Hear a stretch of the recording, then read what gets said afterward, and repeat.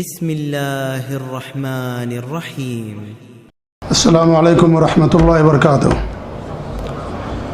إن الحمد لله نحمده ونستعينه ونستغفره ونعوذ بالله من شرور أنفسنا ومن سيئات أعمالنا من يهده الله فلا مضل له ومن يضلل فلا هادي له وأشهد أن لا إله إلا الله وأشهد أن محمدا عبده ورسوله. يا أيها الذين آمنوا اتقوا الله حق تقاته ولا تموتن إلا وأنتم مسلمون. يا أيها الناس اتقوا ربكم الذي خلقكم من نفس واحدة وخلق منها زوجها وبث منهما رجالا كثيرا ونساء واتقوا الله الذي تساءلون به والأرحام إن الله كان عليكم رقيبا.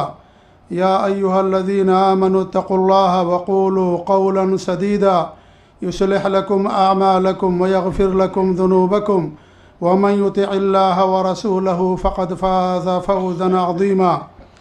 أما بعد فإن خير الحديث كتاب الله وخير الهدي هدي محمد صلى الله عليه وسلم وشر الأمور محدثاتها وكل محدثة بدعة وكل بدعة ضلالة وكل ضلالة في النار.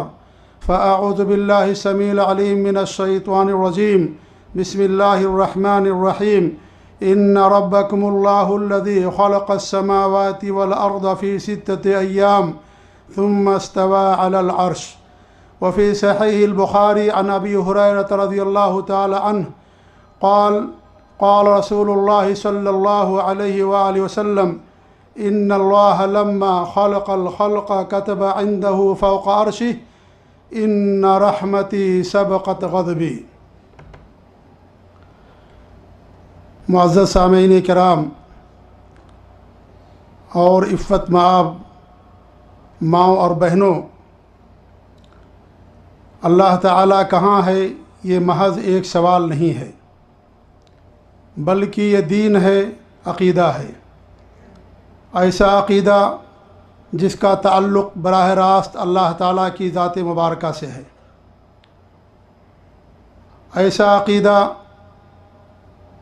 کہ کسی بھی انسان کا صحیح عقیدہ جانچنے کا ایک معیار اور ایک کسوٹی اور ایک ترازو ہے۔ لیکن جس طرح اسلام کے دیگر عقائد کا ڈائنامیٹ کیا گیا اور دیگر عقائد کو جس طریقے سے اس کی تعویل کی گئی، اس کا انکار کیا گیا، افسوس کی بات یہ ہے کہ یہ اتنا اہم عقیدہ، اس کے ساتھ بھی لوگوں نے کھلواڑ کیا اور اس اہم عقیدے کا انکار کیا۔ آج جو جبیل دعویٰ سینٹر کے زیر سایہ یہ ماہانہ پروگرام ہو رہا ہے، آج کے اس پروگرام میں اس اہم عقیدے کو کتاب و سنت کی روشنی میں، سلف صالحین ائمہ کرام کے اقوال کی روشنی میں آپ کے سامنے بیان کرنے کی کوشش کی جائے گی۔ اس کے بعد اس اہم عقیدے کے تعلق سے جو آج میڈیا میں اور سادہ لوح مسلمانوں کے اندر جو شکوک و شبہات پیش کر کے اس اہم عقیدے سے انہیں باطل عقیدے کی راہ دکھائی جا رہی ہے، ان شکوک و شبہات کا بھی انشاءاللہ العزیز آپ کے سامنے جواب دیا جائے گا۔ اللہ تعالیٰ سے میری دعا ہے کہ وہ ہمیں کتاب و سنت اور سلف صالحین کے دین پر، ان کے منہج پر قائم و دائم رکھے، ہمارے عقیدے کی اصلاح فرمائے اور ہم سب کو اتنے اہم عقیدے کے دفاع کرنے کی ہم سب کو اللہ تعالیٰ توفیق عنایت فرمائے، آمین رب العالمین۔ معزز سامعین، اللہ تعالیٰ کہاں ہے؟ اس کا مختصر جواب یہ ہے کہ اللہ تعالیٰ کی ذات عرش پر ہے، اور یہ ایسا عقیدہ ہے جو تمام نبیوں کا عقیدہ رہا ہے۔ یہ دین ہے اور عقیدہ ہے، دین اور عقیدہ انبیاء کرام کے سب کے ایک تھے۔ عقیدے اور دین کے اندر کوئی تبدیلی نہیں تھی، کوئی اختلاف نہیں تھا۔ اگر اختلاف تھا یا اگر ان کے ہاں کوئی تبدیلی تھی تو احکام کے اندر، مسائل کے اندر، شریعت کے اندر۔ تمام انبیاء کرام کا دین شروع سے لے کر کے آج تک ایک ہی دین رہا ہے، اور وہ دین اسلام ہے۔ اور ان کے ہاں بھی سب کا عقیدہ یہی تھا کہ اللہ رب العالمین کی ذات عرش پر مستوی ہے۔ اللہ رب العالمین نے قرآن مجید کے اندر فرعون کے تعلق سے بیان کیا ہے کہ فرعون نے اپنے وزیر حامان سے کہا، وقال فرعون یا حامان ابن لی صرحا لعلی ابلغ اسباب السماوات فاطلع الى الہ موسیٰ وانی لأظنہ کاذبا۔ فرعون نے کہا، اے حامان میرے لیے اونچا محل بناؤ تاکہ میں آسمان تک پہنچوں اور پھر میں موسیٰ کے معبود کو جھانکوں اور اسے دیکھوں، وانی لأظنہ کاذبا، اور میں موسیٰ کو اس کے بارے میں جھوٹا سمجھتا ہوں۔ اس آیت کی تفسیر میں ابن جریر رحمۃ اللہ علیہ نے بیان کیا ہے کہ انی لأظنہ کاذبا اے انی لأظن موسیٰ کاذبا فیما یقول ویدعی من ان لہ فی السماء ربا ارسلہ الینا، کہ میں موسیٰ علیہ السلام کو اس بات میں جھوٹا سمجھتا ہوں جس کے بارے میں ان کا کہنا ہے، ان کا دعویٰ ہے کہ آسمان پر ایک معبود ہے، ایک رب ہے جس نے ان کو ہماری طرف بھیجا ہے۔ موسیٰ علیہ السلام نے یہی لوگوں کو دعوت دی، یہی لوگوں کو تبلیغ کی کہ اللہ رب العالمین کی ذات عرش پر ہے۔ اسی لیے فرعون نے اپنے وزیر حامان سے کہا کہ میرے لیے تم محل بناؤ اونچا سا اور میں آسمان تک پہنچوں، اور اس کے بعد میں موسیٰ علیہ السلام کے معبود اور ان کے رب کا دیدار کروں یا اس کے رب کو دیکھوں، اور میں سمجھتا ہوں کہ وہ اپنے اس دعوے کے اندر جھوٹے ہیں، جیسا کہ فرعون نے ان کے تعلق سے کہا۔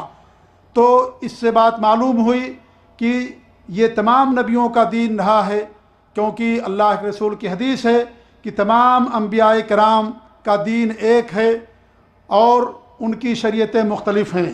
اور آپ نے مثال دی کہ جس طریقے سے اخیافی بھائی ہوتے ہیں کہ ان کی مائیں مختلف ہوتی ہیں لیکن ان کا باپ ایک ہوتا ہے، اس طریقے سے تمام انبیاء کرام کا دین ایک ہے اور دین کے اندر کوئی اختلاف نہیں رہا ہے۔ تو یہ دین ہے کہ اللہ رب العالمین کی ذات عرش پر ہے، اور یہ ایسا عقیدہ ہے کہ انسانوں کی تخلیق سے پہلے کا علم ہے۔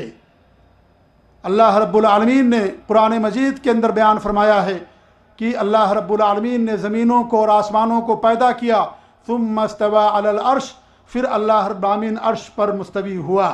انسانوں کی تخلیق سے پہلے، فرشتوں کی تخلیق سے پہلے کا یہ معاملہ ہے جو اللہ رب العالمین نے بیان فرمایا کہ آسمان و زمین کی تخلیق کے بعد اللہ رب العالمین عرش پر مستوی ہوا۔ جو آیت کریمہ میں نے آپ کے ساتھ بیان کی ہے، اس آیت کریمہ میں صراحت کے ساتھ اللہ رب العالمین نے بیان فرمایا کہ ان ربکم اللہ الذی خلق السماوات والارض فی 6 ایام ثم استوى علی العرش، کہ اللہ رب العالمین تمہارا رب وہ اللہ ہے جس نے آسمانوں اور زمینوں کو 6 دنوں کے اندر پیدا کیا، پھر وہ عرش پر مستوی ہوا۔ یہ سورہ اعراف کی آیت نمبر 54 ہے۔ اور قرآن کریم کے اندر اللہ رب العالمین نے 6 مقامات پر وضاحت کے ساتھ فرمایا ہے کہ اللہ رب العالمین کی ذات عرش پر ہے۔ پہلی آیت تو یہ ہے سورہ اعراف کی آیت نمبر 54، اور دوسری جگہ اللہ فرماتا ہے سورہ یونس کی آیت نمبر 3 کے اندر، وہاں بھی اللہ رب العالمین نے فرمایا کہ ثم استوى علی العرش، کہ اللہ رب العالمین کی ذات عرش پر جلوہ افروز ہے یا عرش پر مستوی ہے۔ اور تیسری وہ آیت ہے سورۃ الرعد کی، وہاں بھی اللہ نے فرمایا ثم استوى علی العرش۔ اور چوتھی جگہ ہے سورہ طٰہٰ آیت نمبر 5، اور 5ویں جگہ ہے سورہ فرقان آیت نمبر 59، اور 6ٹھی جگہ ہے سورہ حدید سورہ سجدہ آیت نمبر 4، اور 7ویں جگہ سورہ حدید آیت نمبر 4۔ یہ 7 ایسے مقامات ہیں جن مقامات میں اللہ رب العالمین نے وضاحت اور صراحت کے ساتھ فرمایا کہ اللہ رب العالمین کی ذات عرش پر مستوی ہے۔ اسی طریقے سے احادیث کے اندر بھی بڑی وضاحت اور صراحت کے ساتھ اس عقیدے کو بیان کیا گیا کہ اللہ تعالیٰ کی ذات عرش پر ہے۔ اور صحیح بخاری کی وہ حدیث جسے میں نے خطبہ مسنونہ کے بعد آپ لوگوں کے سامنے پڑھی، اس کا ترجمہ یہ ہے کہ ابو ہریرہ رضی اللہ تعالیٰ عنہ فرماتے ہیں کہ اللہ کے رسول جناب محمد رسول اللہ صلی اللہ علیہ وسلم کا فرمان ہے کہ جب اللہ رب العالمین نے مخلوقات کو پیدا کیا، کتب عندہ فوق عرشہ، اس نے اپنے پاس اپنے عرش کے اوپر یہ بات لکھ کر کے رکھ رکھی ہے کہ ان رحمتی سبقت غضبی، کہ میری رحمت میرے غضب پر اور میرے غصے پر غالب ہے۔ اسی طریقے سے ایک اور حدیث ہے جس حدیث کے اندر اللہ کے رسول صلی اللہ علیہ وسلم فرماتے ہیں ان فی الجنت 100 درجہ، کہ جنت کے اندر 100 درجے ہیں، کل درجتین ما بینہما کما بین السماء والارض، ہر دونوں درجے کے درمیان اتنی دوری ہے جتنا آسمان اور زمین کے درمیان دوری ہے۔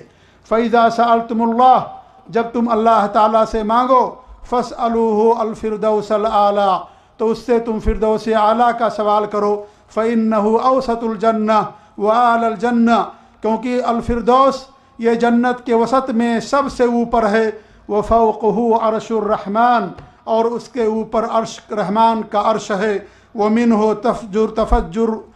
تفجر انہار الجنہ، اور اسی سے جنت کی نہریں جاری ہوتی ہیں۔ یہ صحیح بخاری کی حدیث ہے جسے امام بخاری رحمۃ اللہ علیہ نے کتاب التوحید کے اندر بیان کیا ہے۔ تو ان حدیثوں سے معلوم ہوا کہ اللہ رب العالمین کی ذات عرش پر جلوہ افروز ہے۔ اور عرش یہ کہاں ہے؟ عرش سے دنیا کی شروعات ہوتی ہے، عرش سے دنیا کی شروعات ہوتی ہے، اور یہ عرش مخلوق ہے جسے اللہ رب العالمین نے پیدا فرمایا، اور اس پر اللہ رب العالمین جلوہ افروز ہوا، اور اس پر اللہ رب العالمین مستوی ہوا۔ عرش کے بعد کائنات شروع ہوتی ہے، اور عرش کے ساتھ جتنی بھی چیزیں پائی جاتی ہیں وہ سب کے سب مخلوق ہیں، اور اللہ رب العالمین تمام مخلوق میں تمام مخلوقات پر بلند ہے، سب سے اعلیٰ ہے، لہذا اللہ رب العالمین تعالیٰ عرش پر جلوہ افروز ہے اور عرش پر مستوی ہے۔ جو آیات آپ کے سامنے بیان کی گئیں، ان آیات کے اندر اللہ رب العالمین نے صراحت کے ساتھ، اور ان حدیثوں کے اندر بھی ہمارے نبی صلی اللہ علیہ وسلم نے وضاحت اور صراحت کے ساتھ عرش کا ذکر کرتے ہوئے یہ بیان فرمایا کہ اللہ رب العالمین کی ذات عرش پر جلوہ افروز ہے۔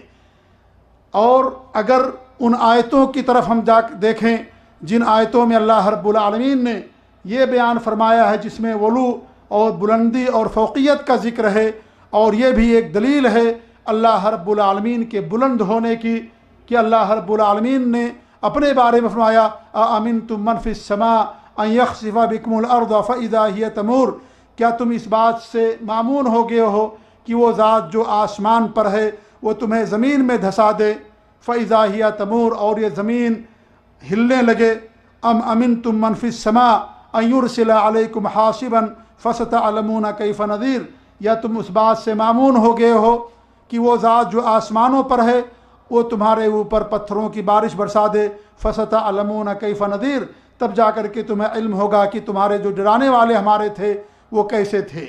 تو ان دونوں آیتوں کے اندر اللہ رب العالمین نے لفظ سما کو استعمال کیا ہے، اور السما کا اگر لغوی معنی آپ دیکھیں گے تو ابن منظور نے اپنی کتاب کے اندر بیان کیا ہے کل ما علا وارتفع، ہر وہ چیز جو بلند ہو اس کو آسمان کہا جاتا ہے، اس کو سما کہا جاتا ہے، اور آسمان چونکہ ہم سے بلند ہے اس لیے اللہ رب العالمین نے یہاں پر اپنے علو اور فوقیت کو ثابت کیا ہے کہ اللہ رب العالمین کی ذات اوپر ہے، آسمانوں کے اوپر عرش پر اللہ رب العالمین کی ذات ہے۔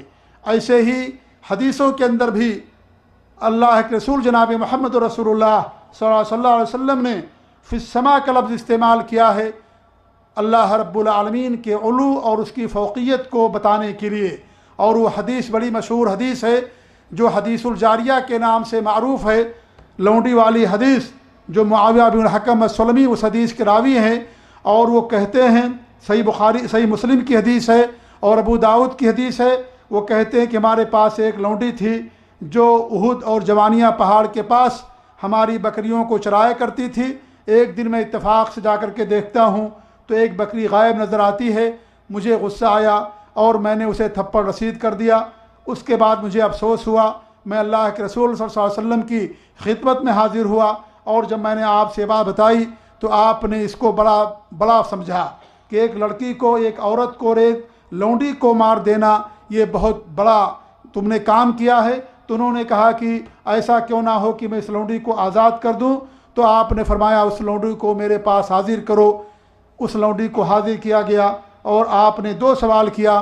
سب سے پہلا یہ سوال تھا کہ این اللہ، اللہ کی ذات کہاں ہے، اللہ کہاں ہے؟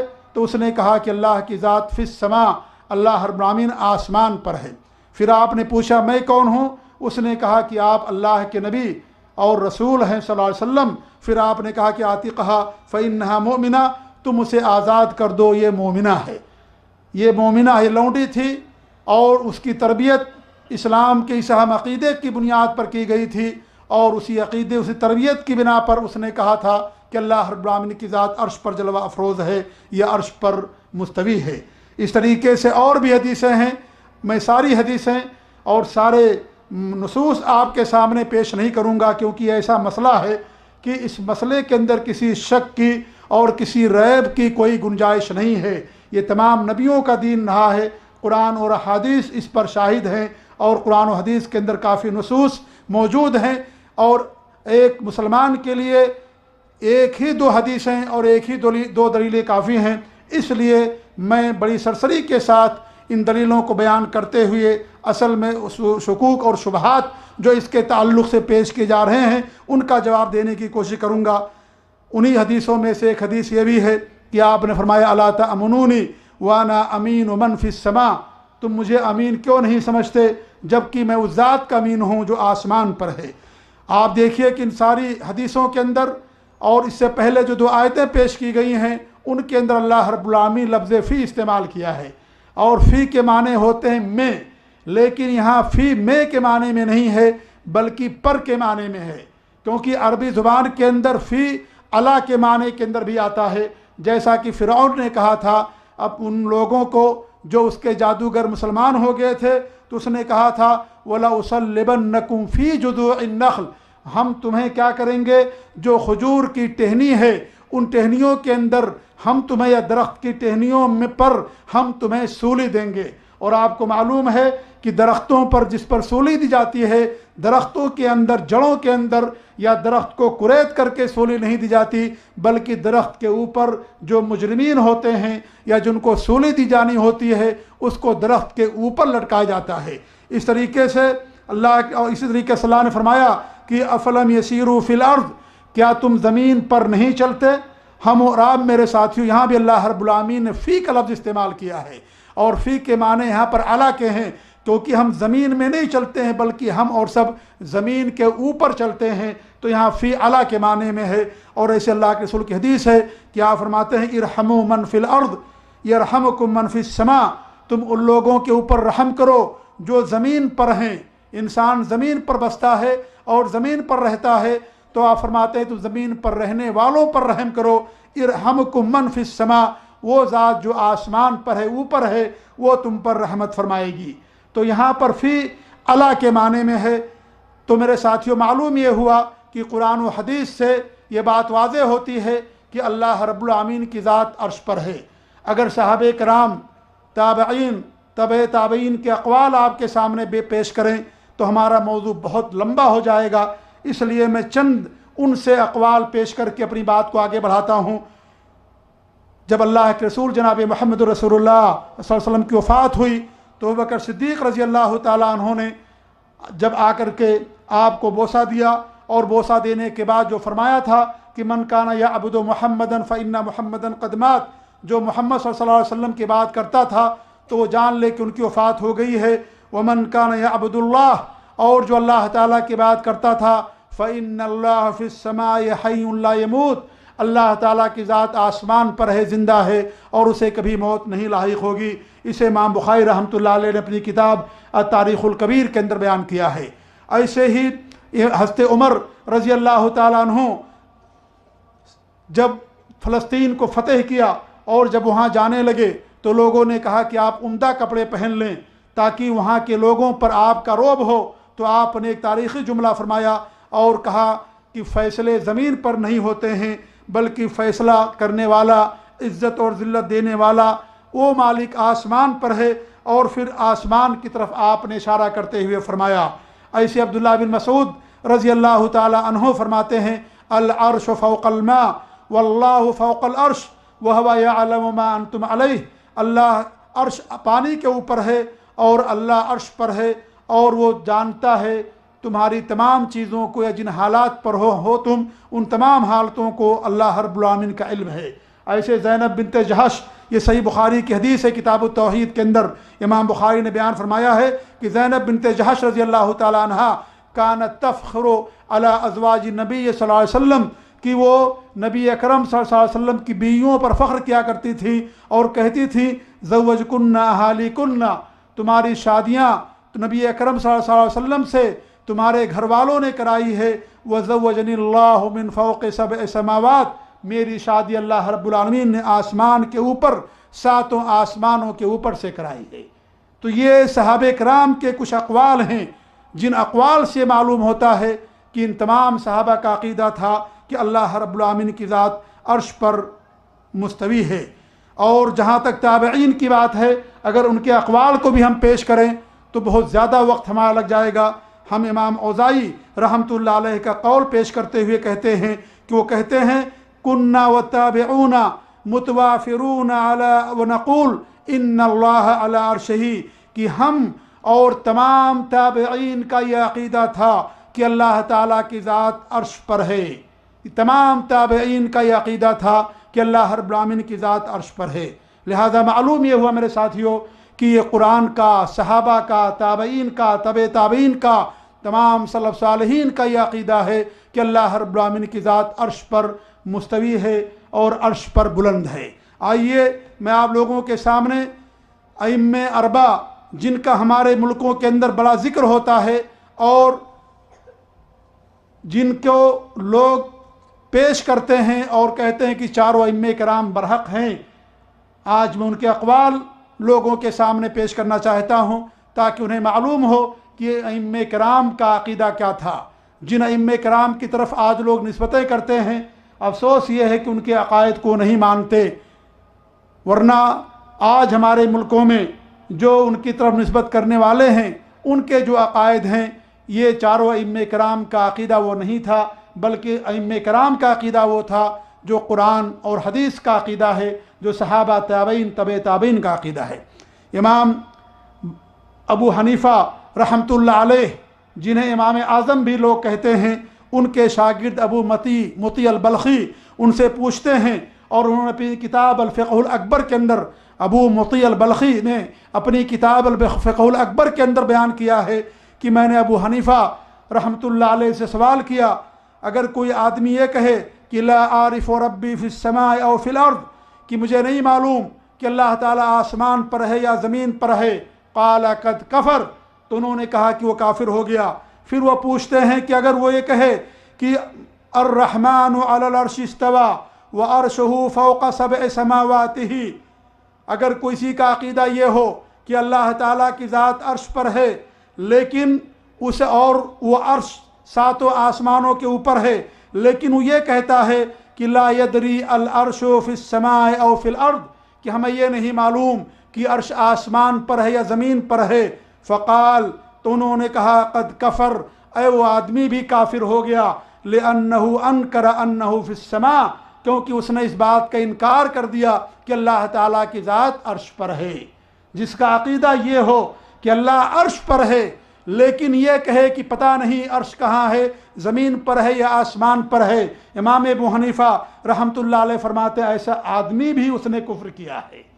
ذرا غور کیجئے کتنا سخت جواب ہے امام ابو حنیفہ رحمۃ اللہ علیہ کا ان لوگوں کے تعلق سے جس کا عقیدہ یہ ہو کہ اللہ تعالیٰ کی ذات عرش پر تو ہے لیکن پتہ نہیں عرش کہاں ہے۔ تو جب ان کا اتنا سخت جواب ایسے لوگوں کے لیے ہے تو وہ کیا کہتے ایسے لوگوں کے بارے میں جن کا یہ عقیدہ وہ یہ ہو کہ اللہ تعالیٰ کی ذات ہر جگہ ہے، یا اللہ تعالیٰ پتہ نہیں کہاں ہے، آسمان میں بھی ہے، زمین میں بھی ہے، عرش پر بھی ہے، اور کہاں ہے اللہ تعالیٰ ہمیں کچھ نہیں معلوم۔ اگر کسی کا یہ جواب ہوتا تو اس کا جواب کیا دیتے امام ابو حنیفہ رحمۃ اللہ علیہ۔ آئیے امام مالک رحمۃ اللہ علیہ سے دیکھتے ہیں کہ ان کا اس کے بارے میں کیا عقیدہ ہے۔ امام مالک رحمۃ اللہ علیہ فرماتے ہیں، امام ابو داؤد نے یہ بات نقل کی ہے مسائل امام احمد کے اندر، وہ کہتے ہیں کہ عبداللہ بن نافع نے کہا کہ قال مالک اللہ فی السماء وعلمہ فی کل مکان لا یخلو منہ شیء، کہ اللہ تعالیٰ کی ذات عرش پر ہے، اوپر ہے، اللہ تعالیٰ کی ذات اوپر ہے، اور اس کا علم ہر جگہ ہے، اور اس کے علم سے دنیا کی کوئی چیز خالی نہیں ہے۔ اس طریقے سے جعفر بن عبداللہ ان کے شاگرد ہیں، وہ کہتے ہیں کہ ہم لوگ مالک بن انس رحمۃ اللہ علیہ کے پاس تھے، ایک آدمی آتا ہے اور اس نے کہا یا ابا عبد الرحمن، اے ابو عبد الرحمن، اللہ علی العرش استوى، اللہ تعالیٰ عرش پر مستوی ہے، لیکنہ کیف استوى، لیکن وہ کس طریقے سے مستوی ہے؟ تو فرماتے ہیں فما وجد مالک من شیء ما وجد فی مسألتہ، امام مالک رحمۃ اللہ علیہ آج تک کبھی اتنا غصہ نہیں ہوئے جتنا اس کے اس سوال پر غصہ ہوئے جب اس نے یہ سوال کیا کہ اللہ تعالیٰ عرش پر کس طریقے سے مستوی ہے۔ پھر وہ زمین پر دیکھنے لگے اور اپنی انگلی سے زمین کو کریدنے لگے، یہاں تک کہ آپ کی پیشانی پر پسینہ ٹپک آ گیا، اور اس کے بعد آپ نے اپنے سر کو اوپر اٹھایا، اور اس کے بعد آپ نے کہا وہ آدمی کہاں ہے؟ لوگوں نے کہا کہ آدمی یہ موجود ہے، تو آپ نے کہا الکیف مجہول، الاستواء معلوم، والکیف مجہول، والایمان بہ واجب، والسوال عنہ بدعہ، وانا اظنک صاحب بدعہ، وامر بہ فاخرج۔ کہتے ہیں کہ استوا معلوم ہے کہ اللہ عرش پر مستوی ہے، لیکن کیسے ہے ہمیں اس کا علم نہیں ہے، ہمیں قرآن و حدیث کے بارے میں اس کے بارے میں نہیں بتایا گیا، اس پر ایمان لانا ضروری ہے، اور اس کے بارے میں سوال کرنا بدعت ہے، میں سمجھتا ہوں کہ تو بدعتی ہے۔ آپ اپنے شاگردوں کو حکم دیا اور اس آدمی کو ان کی محفل سے اور دینی نشست سے نکال دیا گیا۔ امام مالک رحمۃ اللہ علیہ کا جواب تھا اس شخص کے بارے میں جس نے صرف اتنا سوال کیا کہ اللہ کی ذات عرش پر کس طریقے سے مستوی ہے۔ امام شافعی رحمۃ اللہ علیہ فرماتے ہیں القول فی السنۃ التی انا علیہا ورأیت اصحابنا علیہا اہل الحدیث الذین رأیتہم واخذت عنہم مثل سفیان و مالک وغیرہما۔ وہ کہتے ہیں کہ عقیدے میں ہمارا قول ہوا ہے جس پر میں ہوں اور جس پر میں نے اپنے ساتھیوں کو پایا اہل حدیث کو۔ آج لوگ کہتے ہیں کہ اہل حدیث نئی پیداوار ہے۔ امام شافعی رحمۃ اللہ علیہ بیان فرماتے ہیں اپنی یہ جو ہے اثبات العلو کے اندر، امام ذہبی نے اس قول کو بیان کیا، وہ کہتے ہیں کہ جس پر میں ہوں اور اہل حدیثوں کا جو عقیدہ یہ ہے، جن اہل حدیثوں کو میں نے پایا اور جن سے میں نے علم حاصل کیا، جیسے امام سفیان، امام مالک اور ان کے علاوہ، کس بات کا اقرار کرتے ہیں کہ اللہ الہ الا اللہ وان محمد رسول اللہ، کہ اللہ تعالیٰ کے علاوہ کوئی سچا معبود نہیں ہے اور محمد صلی اللہ علیہ وسلم اللہ کے رسول ہیں، وَأَنَّ اللَّهَ تَعَالَى عَلَىٰ عَرْشِهِ، اور اللہ تعالیٰ اپنے عرش پر ہے، فی سمائه آسمان پر، یقرب من خلقہ کیف یشاء، وہ اپنے بندوں سے قریب ہے جس طریقے سے چاہتا ہے، وَأَنَّ اللَّهَ تَعَالَى يَنزِلُ إِلَى السَّمَاءِ الدُّنْيَا کیف شاء، اور اللہ رب العالمین آسمان دنیا کی طرف نزول فرماتا ہے جس طریقے سے چاہتا ہے۔ یہ امام شافعی رحمۃ اللہ علیہ کا عقیدہ ہے، جس کو میں نے آپ کے سامنے بیان کیا کہ وہ کہتے ہیں کہ اللہ تعالیٰ کی ذات عرش پر ہے اور آسمانوں کے اوپر ہے، اور اللہ تعالیٰ اپنے بندوں سے علم کے لحاظ سے جس طریقے سے چاہتا ہے قریب ہوتا ہے۔ اور امام احمد بن حنبل رحمۃ اللہ علیہ فرماتے ہیں نحن نؤمن بأن اللہ علی العرش کیف شاء وکما شاء، ہمارا ایمان ہے کہ اللہ تعالیٰ کی ذات عرش پر ہے، کیف شاء جس طریقے سے چاہا، وکما شاء اور جیسا چاہا، بلا حد ولا صفہ، اس کی نہ کوئی حد ہے نہ اس کی کوئی صفت ہے، اور نہ ہی کوئی بیان کرنے والا اس کی صفت کو بیان کر سکتا ہے، اور نہ کوئی حد بندی کرنے والا اس کی حد کو بیان کر سکتا ہے۔ فصفات اللہ منہ ولہ، اللہ کی تعالیٰ کی صفات اللہ ہی سے ہیں اور اسی کے لیے ہیں، وہو کما وصف نفسہ، اور وہ ساری صفات اللہ تعالیٰ کے لیے ویسی ہیں جس طریقے سے اس نے اپنی ذات کی صفت بیان کی ہے۔ لا تدرکہ الابصار، اللہ رب العالمین کو نگاہیں ادراک نہیں کر سکتی ہیں۔ اور اس طریقے سے کسی نے امام احمد بن حنبل رحمۃ اللہ علیہ سے پوچھا، جیسا کہ امام ذہبی نے کتاب العلو کے اندر بیان کیا ہے کہ ایک شخص نے کہا کہ اگر کوئی آدمی یہ کہتا ہے، ایک آدمی نے قرآن کریم کی آیت کی تلاوت کی کہ ما یکون من نجوا ثلاثۃ الا هو رابعہم، کہ جہاں بھی 3 لوگ ہوتے ہیں چوتھا ان کا اللہ ہوتا ہے، اگر کوئی یہ کہے کہ اللہ تعالیٰ اس کے ساتھ ہے تو آپ نے فرمایا قد تجہم ھذا، یہ انسان جہمی ہو گیا۔ میں آگے بتاؤں گا کہ جہمی کسے کہتے ہیں، ان کا عقیدہ کیا ہے۔ یأخذون بآخر الآیہ ویدعون اولها ویدعون اولها، کہ وہ لوگ آیت کا آخری حصہ لیتے ہیں اور آیت کا شروع کا جو حصہ ہے اسے چھوڑ دیتے ہیں۔ حلا قرأت علیہ، کیا تم نے اس کے اوپر اس آیت کی تلاوت نہیں کی؟ الم تر ان اللہ یعلم، کہ کیا تمہیں نہیں معلوم کہ اللہ تعالیٰ ہر چیز کا علم رکھتا ہے۔ فعلمہ معہم، اللہ تعالیٰ کا علم ان کے ساتھ ہے۔ جہاں تک اس کی ذات کی بات ہے تو اللہ رب العالمین کی ذات عرش پر جلوہ افروز ہے، مستوی ہے۔ یہ ائمہ اربعہ کے اقوال تھے جنہیں میں نے آپ کے سامنے پیش کیا۔ آج ہمارے ملکوں کی اکثریت ائمہ اربعہ کی تقلید کرتی ہے، لیکن افسوس کی بات یہ ہے کہ عقیدے میں انہیں اپنا امام تسلیم نہیں کرتی ہے۔ ہندوستان میں لوگوں نے کتابیں لکھی اور باقاعدہ اپنی کتابوں کے اندر اس بات کو بیان کیا کہ ہم عقیدے میں ابو حسن اشعری کو، ابو منصور ماتریدی کو مانتے ہیں، امام ابو حنیفہ کی تقلید صرف مسائل کے اندر کرتے ہیں۔ اور یہ کتاب ہے عقائد علماء اہل سنت دیوبند کی، جس کا نام المحند المفند بھی ہے۔ اس کتاب کے اندر پہلے پیج کے اندر انہوں نے بیان کیا ہے کہ ہم امام ابو حنیفہ کو مسائل میں اپنا امام مانتے ہیں، ان کی تقلید کرتے ہیں، لیکن عقیدے میں اور توحید میں ابو حسن اشعری کو اور اس طریقے سے ابو منصور ماتریدی کو ہم اپنا امام مانتے ہیں۔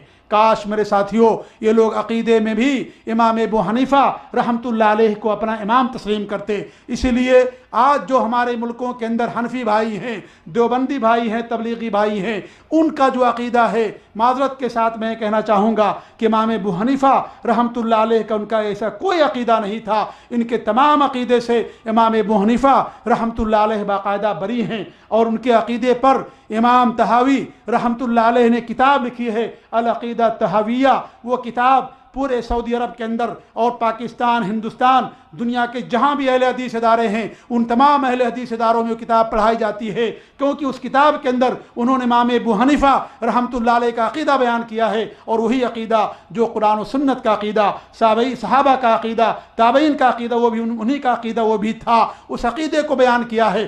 آج یہ لوگ امام ابو حنیفہ رحمۃ اللہ علیہ کی تقلید کا دعویٰ کرنے والے اپنی اپنی مدرسوں میں اس کتاب کو نہیں پڑھاتے، بلکہ عقائد نسبی پڑھاتے ہیں، اور اس طریقے سے اشعری اور منصوری ماتریدی اور دیگر جو عقیدے کے لوگ ہیں ان کے عقیدے کی کتابوں کو پڑھاتے ہیں، اور اس عقیدے کو نہیں پڑھاتے جو امام ابو حنیفہ رحمۃ اللہ علیہ کا عقیدہ تھا۔ اور پورے جتنے بھی احناف کے ادارے ہیں، کسی بھی چیلنج کے ساتھ میں بات کہہ سکتا ہوں، کسی بھی حدیث کتاب کسی بھی ادارے کے اندر آج یہ کتاب نہیں پڑھائی جاتی ہے۔ کیوں؟ اس لیے کہ اس کتاب کے اندر انہوں نے امام ابو حنیفہ رحمۃ اللہ علیہ کے صحیح ان کے عقیدے کو بیان کیا ہے، اور یہ لوگ امام ابو حنیفہ رحمۃ اللہ علیہ کو عقیدے کے اندر اپنا امام نہیں مانتے ہیں، بلکہ ابو حسن اشعری کو، ابو منصور ماتریدی کو امام مانتے ہیں۔ اور سچائی یہ ہے کہ ابو حسن اشعری کو بھی اپنا امام نہیں مانتے، کیونکہ امام ابو الحسن اشعری رحمۃ اللہ علیہ نے ان تمام عقیدے سے رجوع کر لیا تھا، توبہ کر لیا تھا، اور انہوں نے کتاب لکھی تھی، اور اس کتاب کے اندر برملا اعلان کیا ہے کہ میں اپنے ان تمام عقائد سے جو میرے پہلے پرانے عقیدے تھے، میں فلسفیوں سے اور اہل کلام سے اور اہل جدال سے متاثر تھا، اور ان کے عقیدے کو میں نے اپنا لیا تھا۔ آج میں توبہ کرتا ہوں، ان تمام عقائد سے برات کا اعلان کرتا ہوں، میری ساری کتابیں جلا دی جائیں جن کتابوں میں نے پرانے عقیدوں کو بیان کیا ہے، ان تمام عقیدوں سے میں رجوع کرتا ہوں۔ اور ایک کتاب لکھی الابانہ، اور اس کتاب کے اندر انہوں نے اپنا عقیدہ بیان کیا جو کتاب و سنت کا عقیدہ ہے، صحابہ سلف صالحین کا اور ائمہ کرام کا عقیدہ ہے، اس عقیدے کو انہوں نے اپنی کتاب کے اندر بیان فرمایا۔ افسوس تو یہ ہے کہ لوگ ان ائمہ کا نام لیتے ہیں، ان کے ناموں پر روٹیاں سینکتے ہیں، لیکن حقیقت یہ ہے کہ ان ائمہ کرام کی تقلید نہیں کرتے عقائد کے اندر، صرف مسائل میں نماز کیسے پڑھنی ہے، آپ کو روزہ کیسے رکھنا ہے، حج کیسے کرنا ہے، اور اس طریقے زکوٰۃ کیسے دینی ہے، عمرہ کیسا کرنا ہے، ان مسائل میں انہیں اپنا امام مانتے ہیں، لیکن اور جو بنیاد ہے، جو عقیدہ ہے، جو توحید ہے، جو اصل چیز ہے، اس میں امام ابو حنیفہ رحمۃ اللہ علیہ کو یہ لوگ اپنا امام نہیں مانتے ہیں۔ اس لیے دیکھیے آج ان کی جو عقیدے ہیں امام ابو حنیفہ رحمۃ اللہ علیہ کے سراسر خلاف عقیدے ہیں۔ ان کا عقیدہ یہ ہے، اگر آج پوچھا جائے کہ اللہ تعالیٰ کہاں ایسے لوگوں سے، وہ کہیں گے کہ اللہ تعالیٰ، کوئی کہے گا اللہ تعالیٰ لامکاں ہے، کوئی کہے گا اللہ تعالیٰ ہر جگہ ہے، کوئی کہے گا کہ مجھے نہیں معلوم اللہ تعالیٰ کہاں ہے، کوئی کہے گا کہ اللہ تعالیٰ عرش پر بھی ہے، آسمان پر بھی ہے، زمین پر بھی ہے، کوئی کہے گا کہ اللہ تعالیٰ میرے دل کے اندر بھی ہے، کوئی کہے گا کہ اللہ بس عقیدے کے نام ہے۔ مختلف لوگ اور اس کا مختلف جواب دیں گے۔ امام احمد بن حنبل رحمۃ اللہ نے فرمایا تھا، اگر کوئی یہ کہے کہ اللہ تعالیٰ کی ذات عرش پر بھی ہے، آسمان پر بھی ہے، زمین پر بھی ہے، یہی جہمیت ہے، کیونکہ اللہ تعالیٰ نے صاف فرما دیا الرحمن علی العرش استویٰ کہ اللہ رب العالمین عرش پر جلوہ افروز ہے اور عرش پر مستوی ہے۔ یہ جہمیوں کا عقیدہ ہے، یہ معتزلہ کا عقیدہ ہے۔ یہ لوگ ہیں جنہوں نے کتاب و سنت کی دھجیاں اڑائیں اور کتاب و سنت کے نصوص کو اپنے عقل کے معیار پر اگر پوری اتری انہیں مانا، اور جو نہیں اتری ان کی آیتوں کو اور ان حدیثوں کو انکار کر دیا۔ خاص طور سے جو وہ چیزیں جو توحید سے متعلق ہیں، اللہ کی ذات سے متعلق ہیں، عقیدے سے متعلق ہیں، ان میں انہوں نے اپنی عقل کو معیار سمجھا اور آیتوں کو اور حدیثوں کو درکنار کر دیا۔ اس لیے ان کے عقیدے ہیں میرے ساتھیوں بڑے بھیانک عقیدے، کتاب و سنت کے خلاف عقیدے ہیں۔ ان کے کچھ عقائد یہ ہیں جہمیہ کے، اور ان کا جو موجد ہے اس کا نام ہے جہم بن صفوان۔ یہ اس جماعت کا یا اس فرقے کا موجد ہے۔ ایسا نہیں ہے کہ فرقے والے ختم ہو گئے، نام گرچہ ختم ہو گیا، لیکن کہ جو عقائد ہیں آج ان تمام عقائد کو اشاعرہ اور ماتریدیہ اور اس طریقے سے جو اپنے آپ کو اشعری اور ماتریدی کہتے ہیں، جو اپنے آپ کو ائمہ کرام کے عقیدے پر نہیں مانتے، آج ان تمام لوگوں کا وہی عقیدہ ہے جو ان لوگوں کا عقیدہ تھا۔ یہ اللہ تعالیٰ کے تمام ناموں کا انکار کرتے ہیں، تمام صفات کا انکار کرتے ہیں۔ ان کا عقیدہ یہ بھی ہے کہ انسان مجبور ہے پلسرات کا، میزان کا، اللہ تعالیٰ کی رویت کا، عذاب قبر کا انکار کرتے ہیں۔ اور ان کا یہ بھی عقیدہ ہے کہ جنت بھی ختم ہو جائے گی، جہنم بھی فنا ہو جائے گی، قرآن مخلوق ہے، ان کا عقیدہ ہے، اللہ ہر جگہ ہے، یہ ان کا عقیدہ ہے۔ اور جو غیب سے متعلق ہیں ان تمام چیزوں میں وہ قرآن و حدیث کو معتبر نہیں سمجھتے، بلکہ وہ اپنی عقل کو معتبر سمجھتے ہیں۔ اس لیے ان کی عقل کے اندر جو چیز آ جائے اسے مانتے ہیں، اور جو چیز نہ آئے اس کا انکار کر دیتے ہیں۔ یہ لوگ ہیں جن کو ہم جہمی کہتے ہیں، اور اس جہمیوں کا عقیدہ ہے کہ اللہ تعالیٰ کی ذات ہر جگہ موجود ہے۔ ایسی معتزلہ جس کا بانی واصل بن عطا ہے، اور انہیں معتزلہ اس لیے کہا گیا کہ امام حسن بصری رحمۃ اللہ علیہ جو مشہور تابعی ہیں ان کی مجلس میں جایا کرتا تھا، اور اس نے ایسی باتیں کی کہ امام حسن بصری رحمۃ اللہ علیہ نے اسے اپنی مجلس سے نکال دیا اور کہا کہ تم ہماری جماعت سے، مسلمانوں کی سلف صالحین کی جماعت سے تم الگ ہو گئے۔ اسی دن سے اس کی جماعت اور اس کی پارٹی کا نام معتزلہ پڑ گیا، کیونکہ اعتزال کے معنی ہوتے ہیں الگ ہو جانے کے۔ تو ان جہمیہ کا عقیدہ میں نے بیان کیا۔ معتزلہ کا عقیدہ کیا ہے؟ ان کا عقیدہ یہ ہے کہ وہ اللہ تعالیٰ کی تمام صفات کا انکار کرتے ہیں، تقدیر کا انکار کرتے ہیں، اور کہتے ہیں کہ ان سے تقدیر نہیں ہوتی اور انسان خود اپنی تقدیر بناتا ہے، کوئی تقدیر وقدیر نہیں ہوتی۔ اس طریقے سے وہ جو گناہ کبیرہ کرے اس کے بارے میں ان کا عقیدہ ہے کہ نہ مسلمان ہے نہ کافر، کچھ بھی نہیں ہے، جہنم کے اندر ہمیشہ ہمیشہ رہے گا۔ اس طریقے سے وہ ظالم اماموں کے خلاف خروج کرنے کو، بغاوت کرنے کو بھی جائز سمجھتے ہیں، اللہ کی رویت کا انکار کرتے ہیں، اللہ کے بلند ہونے کا انکار کرتے ہیں۔ اور ان کا عقیدہ یہ بھی ہے کہ اللہ تعالیٰ کا جو کلام ہے قرآن مجید وہ مخلوق ہے، اور اللہ کے رسول صلی اللہ علیہ وسلم قیامت کے دن میدان محشر میں جو سب کے لیے سفارش کریں گے ان کا بھی انکار کرتے ہیں کہ اللہ کے رسول کسی کی کوئی سفارش نہیں کریں گے۔ اور ان کا عقیدہ یہ ہے کہ اللہ تعالیٰ ہر جگہ ہے۔ یہ معتزلہ کا عقیدہ ہے میرے ساتھیوں، تو یہ اللہ تعالیٰ ہر جگہ ہے، یہ ان لوگوں کا عقیدہ ہے جنہیں ہم جہمی کہتے ہیں، جنہیں معتزلہ کہا جاتا ہے، جنہوں نے قرآن و حدیث کے نصوص کو بالائے طاق رکھا اور اپنے عقل کی بنیاد پر ان تمام آیتوں کا انکار کر دیا اور حدیثوں کا انکار کر دیا جو ان کی عقل کے مطابق نہیں آتی تھیں۔ وہ کہتے تھے کہ اگر اللہ تعالیٰ کو کیسے اللہ تعالیٰ عرش پر ہے، میری عقل یہ نہیں مانتی، اس لیے انہوں نے ان تمام آیتوں کا اور اس عقیدے ہی کا انکار کر دیا۔ لہذا جو یہ عقیدہ رکھے کہ اللہ تعالیٰ ہر جگہ ہے، یہ میرے ساتھیوں یہ جہمیوں کا عقیدہ ہے، اور اس طریقے سے یہ معتزلہ کا عقیدہ ہے، اور یہ سب کے سب ان کا مقصد یہ تھا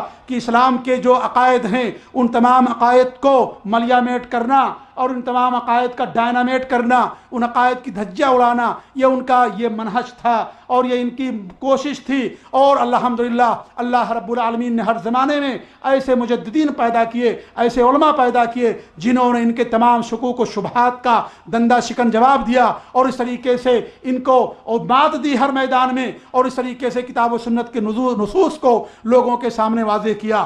آج پھر سے ہمارے ملکوں کے اندر دوبارہ اسی عقیدے کی نشر و اشاعت کی جا رہی ہے اور اپنے معتقدین کو اور اپنے ماننے والوں کو باقاعدہ تیار کیا جاتا ہے، انہیں ہنٹس دیے جاتے ہیں، انہیں ان کی ٹریننگ کی جاتی ہے کہ کس طریقے سے تم اس عقیدے کے ماننے والے کو رد کرو گے۔ آج بھی میں آپ کے سامنے ایک ویڈیو آپ کو دکھاتا ہوں۔ پاکستان کے مشہور عالم ہیں مولانا محمد الیاس گھمن صاحب، کون ہے جو ان کا نام نہ جانتا ہوگا، اور اکثر لوگ ان کے بارے میں جانتے ہیں۔ ان کا عقیدہ کیا ہے میرے ساتھیوں؟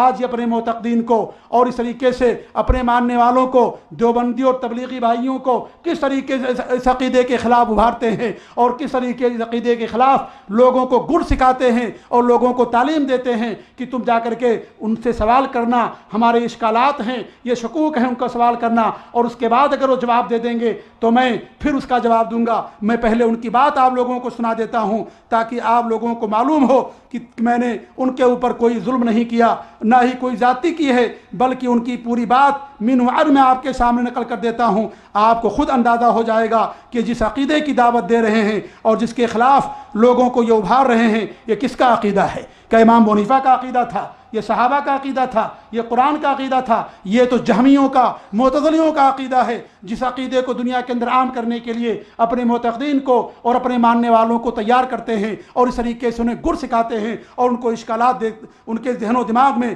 اشکالات بٹھاتے ہیں۔ یہ لیجئے، اگر ان عقائد میں کوئی شبہات ہوں تو ہمیں اس کی اصلاح کرنی چاہیے کہ نہیں، اور اگر اعمال صحیح ادا نہ ہوں اور اس میں ناجائز خواہشات ہوں تو اس کی اصلاح کرنی چاہیے کہ نہیں۔ یہ علماء کا کام ہے کہ شبہات کی اصلاح کریں تاکہ عقائد ٹھیک ہوں اور خواہشات کی اصلاح کریں تاکہ امت کے اعمال ٹھیک ہوں۔ میں زیادہ بات نہیں کرتا، ایک عقیدہ اور ایک مسئلہ بڑے اختصار سے پیش کرتا ہوں، اس پہ زیادہ دلائل بھی نہیں دیتا۔ میں صرف 2-3 آپ کو سوال دوں گا، آپ نے وہ سوال یاد کر لینے ہیں اور اس پر آپ نے بات کرنی ہے۔ نمبر 1، عقیدہ اللہ کی ذات کے بارے میں۔ اللہ کی ذات کے بارے میں ہمارا عقیدہ یہ ہے، اچھی طرح سمجھ لیں، اللہ تعالیٰ موجود، بلا مکان، بلا جہت، توجہ رکھنا، بلا مکان، بلا جہت، بلا کیفیت ہے، یعنی اللہ تعالیٰ موجود ہیں، نہ ہی مکان کے پابند ہیں، دیکھنے کے لیے آنکھ کے محتاج نہیں، بولنے کے لیے زبان کے محتاج نہیں، سننے کے لیے کان کے محتاج نہیں۔ سمجھ آ رہی ہے بات؟ اسی طرح اللہ رہنے کے لیے کسی مکان کے محتاج نہیں، رہنے کے لیے کسی کیفیت کے محتاج نہیں، رہنے کے لیے کسی جہت کے محتاج نہیں۔ اللہ موجود، بلا مکان، بلا کیفیت، بلا جہت ہے۔ حکیم الامت مجدد الملت مولانا اشرف علی تھانی فرماتے ہیں، اب یہ بات عام بندہ نہیں سمجھ سکتا، سمجھائیں کیسے؟ ہم عام بندے کو سمجھانے کے لیے کہہ دیتے ہیں اللہ تعالیٰ موجود ہر جگہ پر ہیں۔ موجود ہر جگہ کا معنی اچھی طرح سمجھ لیں، جہات 6 ہیں۔ جہات، نمبر 1 جہت فوق اوپر، جہت تحت 2 نیچے، نمبر 3 جہت قدام آگے، نمبر 4 جہت خلف پیچھے، نمبر 5 جہت یمین دائیں، نمبر 6 جہت شمال 6 بائیں، 6 ہوگی۔ تو کل جہات کتنی ہیں؟ آگے، پیچھے، دائیں، بائیں، اوپر اور نیچے، یہ ہے جہات 6۔ ہمارا نظریہ ہے اللہ تعالیٰ جہات 6 سے پاک بھی ہیں، اللہ تعالیٰ جہات 6 کو محیط بھی ہیں۔ اللہ تعالیٰ جہات 6 سے پاک بھی ہیں، جہات 6 کو۔ اب عام بندے کو کیسے سمجھائیں؟ عام بندے کو سمجھانے کے لیے ہم یہ بات کہہ دیتے ہیں، ہم سمجھانے کے لیے عام بندے کو یہ بات کہہ دیتے ہیں کہ اللہ تعالیٰ موجود ہر جگہ۔ حکیم الامت تھانوی رحمۃ اللہ علیہ نے امداد الفتاوی میں اس مسئلے پر ایک رسالہ لکھا ہے، تمہید الفرش فی تحدید العرش۔ اس میں حکیم الامت تھانوی سوال اٹھاتے ہیں، جب ہم کہیں گے اللہ ہر جگہ تو پھر بھی جگہ پر تو ہوا؟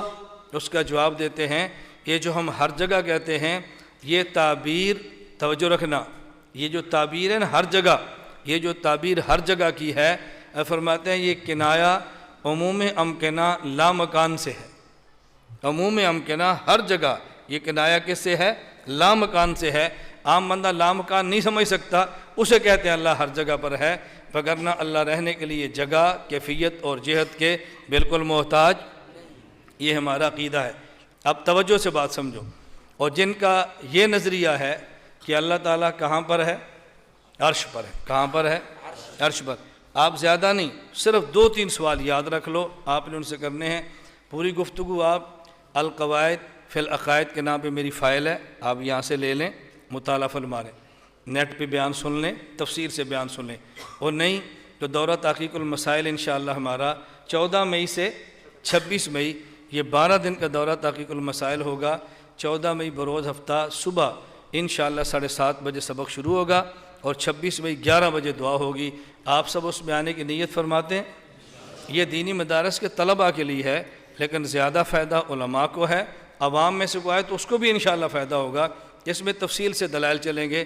آپ نے صرف 2-3 سوال یاد رکھ لیں. نمبر 1، جو لوگ کہتے ہیں کہ اللہ تعالیٰ عرش پر ہے، ان سے آپ ایک سوال یہ کریں، اگر اللہ عرش پر ہیں تو پھر اللہ مکین بنے، عرش مکان بنا.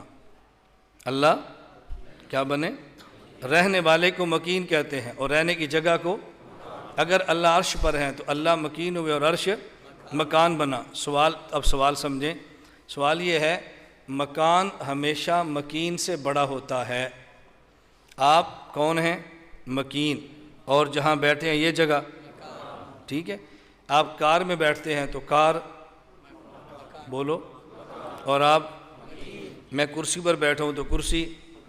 اور آپ اپنے گھر میں رہتے ہیں تو گھر.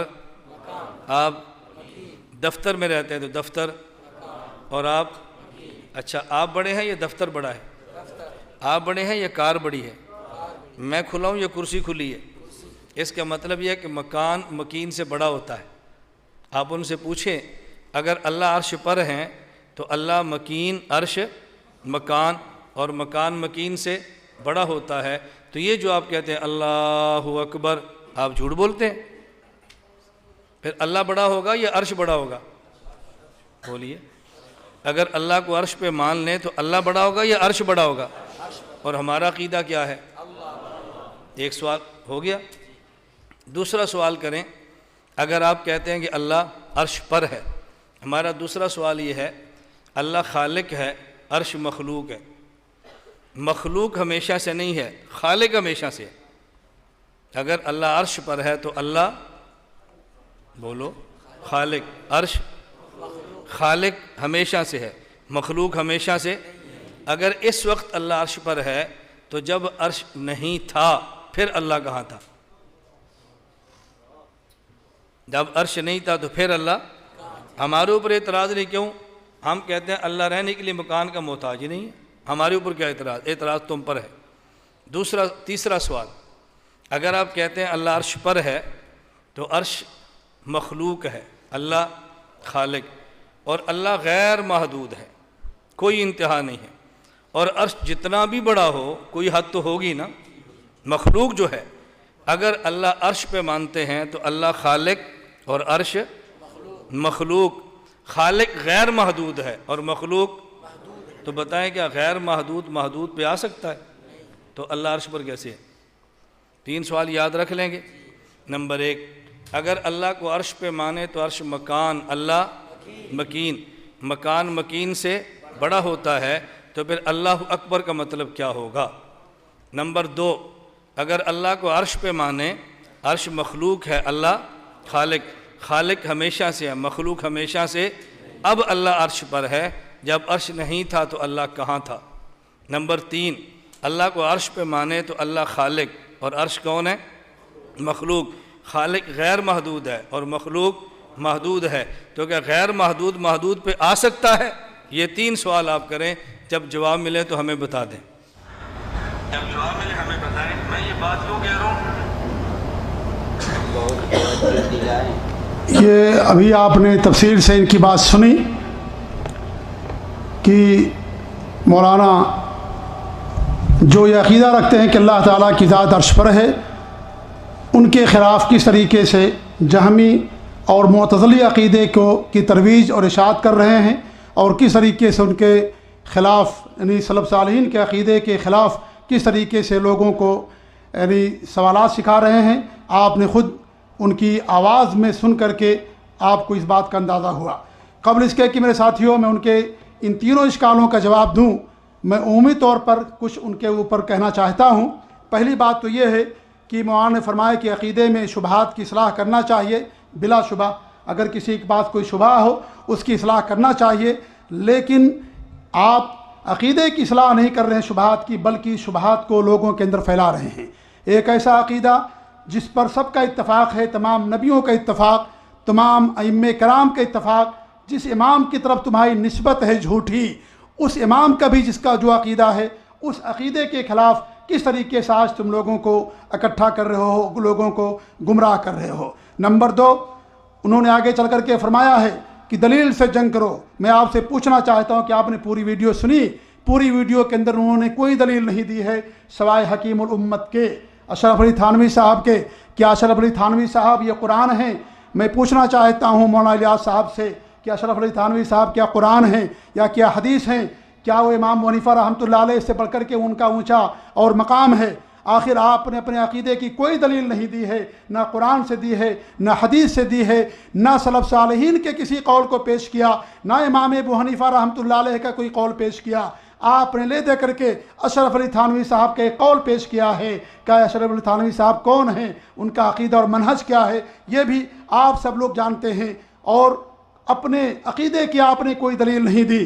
جہاں تک اس بات کی دلیل کہ اللہ رب العالمین کی ذات عرش پر ہے، میرے ساتھیوں اس کی دلیل 1000 سے زائد دلیلیں ہیں، اور اس وقت کے علامہ صالح فوزان حفظہ اللہ نے بیان کیا ہے کہ اس بات کا عقیدہ رکھنا کہ اللہ تعالیٰ کی ذات عرش پر ہے، اس کی 1000 سے زیادہ دلیلیں قرآن و حدیث کے اندر اور سلف صالحین کے اقوال میں، اور اس طریقے انسان کی فطرت اور عقل سب کو لے کر کے 1000 سے زیادہ دلیلیں اس بات کی بنتی ہیں کہ اللہ رب العالمین کی ذات عرش پر ہے۔ آپ نے کوئی دلیل نہیں پیش کی اپنے عقیدے کی۔ دلیل کہاں سے لے کر کے آئیں گے جب آپ کا جو عقیدہ ہے، حقیقت یہ ہے کہ پورا قرآن تمہارے عقیدے خلاف ہے، پوری حدیثیں تمہارے عقیدے خلاف، تمام ائمہ کرام تمہارے عقیدے خلاف ہیں، اس لیے تم آپ دلیل کہاں سے لے کر کے آؤ گے؟ تیسری بات آگے چل کر کے انہوں نے عمر کی مثال دی ہے کہ عمر جیسا بنو، اقدام کرو۔ میرے ساتھیوں، میں ان سے پوچھنا چاہتا ہوں کہ کاش عمر رضی اللہ تعالیٰ عنہ کا عقیدہ بھی اپنا لیتے۔ عمر رضی اللہ عنہ کا عقیدہ میں نے بھی آپ کے سامنے بیان کیا کہ ان کا عقیدہ یہ تھا کہ اللہ تعالیٰ کی ذات عرش پر ہے۔ عمر کا نام لیتے ہو لیکن عمر رضی اللہ تعالیٰ عنہ کے عقیدے کو تم نہیں مانتے، یہ کون سی دانش مندی ہے؟ نمبر 4، آپ نے کہا کہ اللہ تعالیٰ بلا مکان ہے۔ بلا مکان کہنا یہ اللہ تعالیٰ کی ذات کا انکار ہے۔ یہ اس بات سے بھی بڑا کفر ہے کہ اللہ تعالیٰ ہر جگہ ہے۔ اس میں کم سے کم اللہ تعالیٰ کی ذات کا، اس کے وجود کا اقرار ہے یہ کہنا کہ اللہ تعالیٰ ہر جگہ ہے، لیکن یہ کہنا کہ اللہ تعالیٰ بلا مکان ہے، اس میں اللہ تعالیٰ کے وجود کا اور اس کی ذات کا انکار ہے، اور اس سے بڑا کفر ہے، کیونکہ اللہ رب العالمین موجود ہے اور اس کے موجود ہونے کے لیے کسی نہ کسی جہت کی ضرورت ہے، اور وہ جہت اوپر ہے، علو ہے، اور انسان کی عقل بھی یہی کہتی ہے کہ یہ جو فوقیت ہے اور بلندی ہے وہ یہ صفت کمال ہے، اور اللہ رب العالمین تمام صفات کمال کا سب سے زیادہ مستحق ہے۔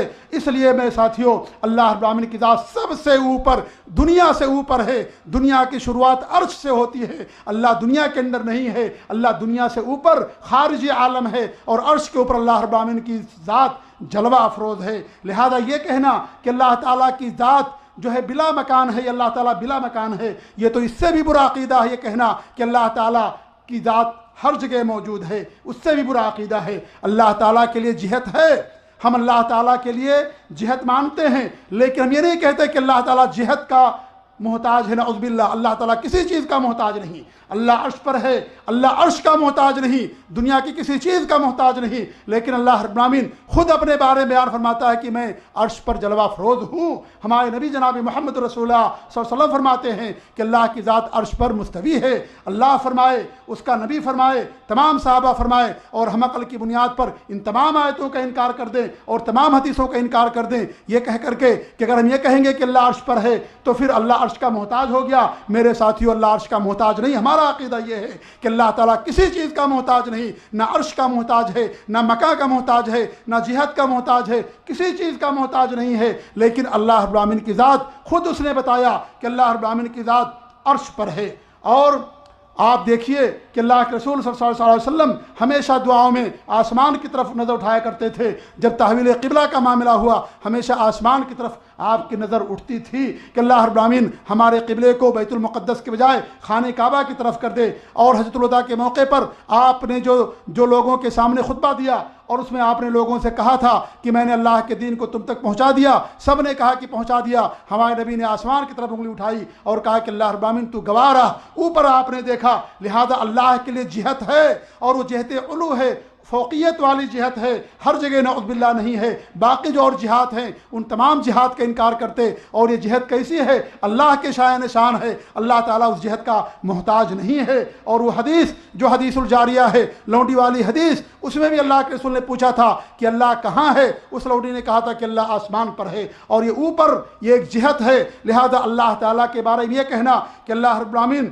بلا مکان ہے، میرے ساتھیوں، یہ اللہ رب العالمین کے وجود کا انکار ہے، یہ اللہ تعالیٰ کی ذات کا انکار ہے۔ اللہ رب العالمین کسی چیز کا محتاج نہیں ہے، نہ عرش کا محتاج ہے، نہ دنیا کی کسی چیز کا محتاج ہے، نہ کسی مخلوق کا محتاج ہے۔ اللہ رب العالمین ایکتا ہے، سب سے بے نیاز ہے۔ اللہ رب العالمین اللہ الصمد ہے، سب سے بے نیاز ہے۔ اللہ نہ نبیوں کا محتاج ہے، نہ فرشتوں کا، نہ عرش کا، نہ فرش کا، نہ جہاد کا، کسی چیز کا محتاج نہیں ہے۔ لیکن اللہ رب العالمین کی ذات عرش پر جلوہ افروز ہے۔ اللہ رب العالمین نے خود فرمایا، یا ایھا الناس انتم الفقراء الی اللہ واللہ الغنی الحمید۔ اے لوگو، تم سب کے سب فقیر ہو، محتاج ہو، اللہ ہی بے نیاز ہے اور وہی قابل تعریف ہے۔ لہذا میرے ساتھیو، اللہ تعالیٰ کسی بھی چیز کا محتاج نہیں ہے۔ ہم یہ جو کہتے ہیں کہ اللہ عرش پر ہے، ہم یہ نہیں کہتے کہ نعوذ باللہ اللہ عرش کا محتاج ہے۔ یہ تمہاری افتراء پردازی ہے، یہ تمہاری بہتان تراشی ہے ہمارے اوپر، قرآن پر، صحابہ پر، ائمہ کرام پر، تمام لوگوں کے عقیدے پر یہ تمہارا کہنا کہ اللہ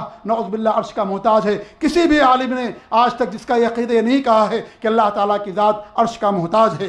تم نے کہا کہ اللہ لامکاں ہے، لیکن ہم یہ کہہ دیتے ہیں کہ اللہ تعالیٰ ہر جگہ ہے۔ جھوٹ بولتے ہو، لوگوں سے عقیدہ رکھتے ہو کہ اللہ تعالیٰ مکان ہے، اور لوگوں سے کہتے ہو کہ اللہ تعالیٰ ہر جگہ ہے۔ یہ جھوٹ نہیں ہے۔ اگر یہی عقیدہ صحیح ہے تو یہ دین سب کے لیے ہے، عالموں کے لیے بھی ہے، جاہلوں کے لیے بھی ہے، امیروں کا بھی دین ایک ہی ہے، غریبوں کا بھی دین ایک ہی ہے، مرد اور عورت، بچے بوڑھے، سب کا دین ایک ہے۔ عالموں کا دین یہ ہے کہ بلا مکان، اور جاہلوں کا دین کہ اللہ تعالیٰ ہر جگہ ہے۔ یہ جھوٹ بول کر کے لوگوں کو گمراہ کرنا کب تک چھوڑو گے؟ اللہ کا خوف کھاؤ، اللہ سے ڈرو۔ کتاب و سنت کا جو عقیدہ ہے، تمہارے ائمہ کرام کا جو عقیدہ ہے، اس کی نشر و اشاعت کرو، اسے لوگوں کے سامنے پیش کرو۔ قیامت کے دن اللہ کے سامنے حاضر ہوگے۔ یہ داڑھیاں، یہ لچھے دار تقریریں کام نہیں آئیں گی۔ میرے غور کرو کہ اللہ تعالیٰ کے بارے میں کتنے برے عقیدے لوگوں کے سامنے تم پھیلا رہے ہو۔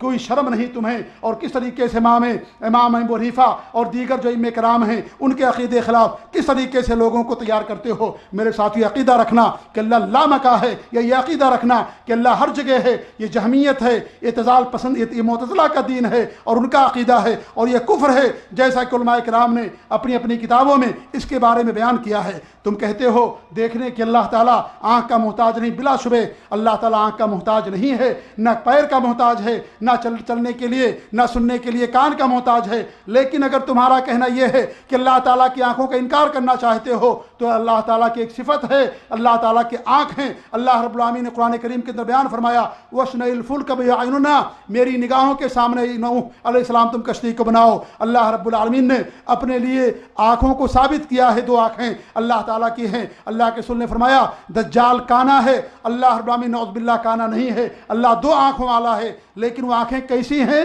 نہ اللہ آنکھ کا محتاج ہے، لیکن وہ آنکھیں کیسی ہیں یہ اللہ بہتر جانتا ہے۔ ہم اس کی نہ کوئی مثال دیتے، نہ اس کی کوئی تشبیہ دیتے۔ جس طریقے سے اللہ کی ذات جیسی کوئی ذات نہیں، ایسے اللہ تعالیٰ اپنی صفات میں اکیلا اور تنہا ہے، اور اللہ تعالیٰ کی صفات میں کوئی اس کے برابر نہیں ہے۔ یہ اللہ تعالیٰ کے شایان شان ہے۔ لہذا یہ کہہ کر کے کہ اللہ تعالیٰ آنکھوں کا، اللہ دیکھنے کے لیے آنکھ کا محتاج نہیں، اگر اس سے آنکھ کا انکار کرنا ہے تو میرے ساتھیو اللہ تعالیٰ کی ایک اہم صفت کا انکار ہے۔ اللہ رب العالمین نے اللہ رب العالمین نے نہیں بتایا کہ وہ سننے کے لیے اس کے پاس کان ہیں اس لیے ہم کان نہیں مانتے، لیکن اللہ تعالیٰ سنتا ہے، اللہ کلام کرتا ہے، لیکن اللہ نے فرمایا کہ نعوذ باللہ اللہ کی زبان ہے اس لیے ہم زبان نہیں مانتے، لیکن ہم یہ کہتے ہیں کہ اللہ رب العالمین کلام کرتا ہے اور بات کرنے کے لیے زبان کی ضرورت نہیں ہے۔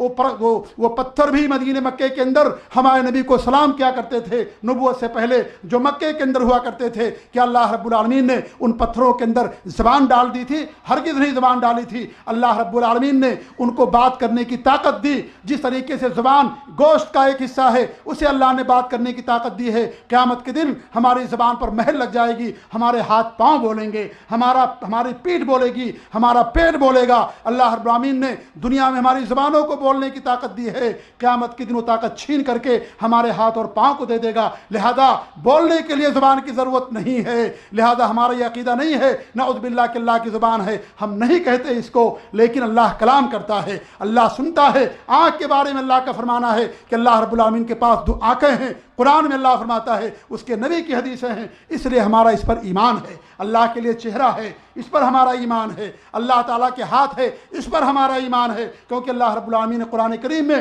اور اس کے نبی نے حدیثوں کے اندر بیان کیا ہے۔ لہذا لوگوں کو گمراہ مت کیجئے کہ اللہ تعالیٰ آنکھ کا محتاج نہیں، لہذا اللہ تعالیٰ کی آنکھ نہیں، اللہ تعالیٰ کی آنکھیں ہیں، اور اللہ رب العالمین نے قرآن کریم کے اندر بیان فرمایا۔ بڑا افسوس ہوتا ہے، یہ اپنے آپ کو اہل عقل و دانش کہتے ہیں۔ کون سی عقل ہے یہ؟ اللہ پکار کر کے کہہ رہا ہے کہ میرے پاس آنکھیں ہیں، میرے پاس ہاتھ ہیں، اللہ اپنے بارے میں فرماتا ہے، اور ہم ہی کہیں کہ نعوذ باللہ اللہ کے نہ ہاتھ ہے، نہ اللہ کے آنکھیں ہیں، نہ اللہ کے پاس چہرہ ہے، نعوذ باللہ اللہ جھوٹا ہے، اللہ تعالیٰ کی بات کا انکار کر رہے ہیں۔ یہ قرآن کا انکار ہوتا ہے، حدیثوں کا انکار ہوتا ہے۔ لہذا میرے ساتھی، جو صفات اللہ رب العالمین نے اپنے بارے میں بتائی ہیں وہ تمام صفات اللہ رب العالمین کے شایان شان ہیں۔ کس طریقے سے ہیں اللہ بہتر جانتا ہے، لیکن اللہ تعالیٰ کسی بھی صفت کا، کسی بھی چیز کا کوئی محتاج نہیں ہے۔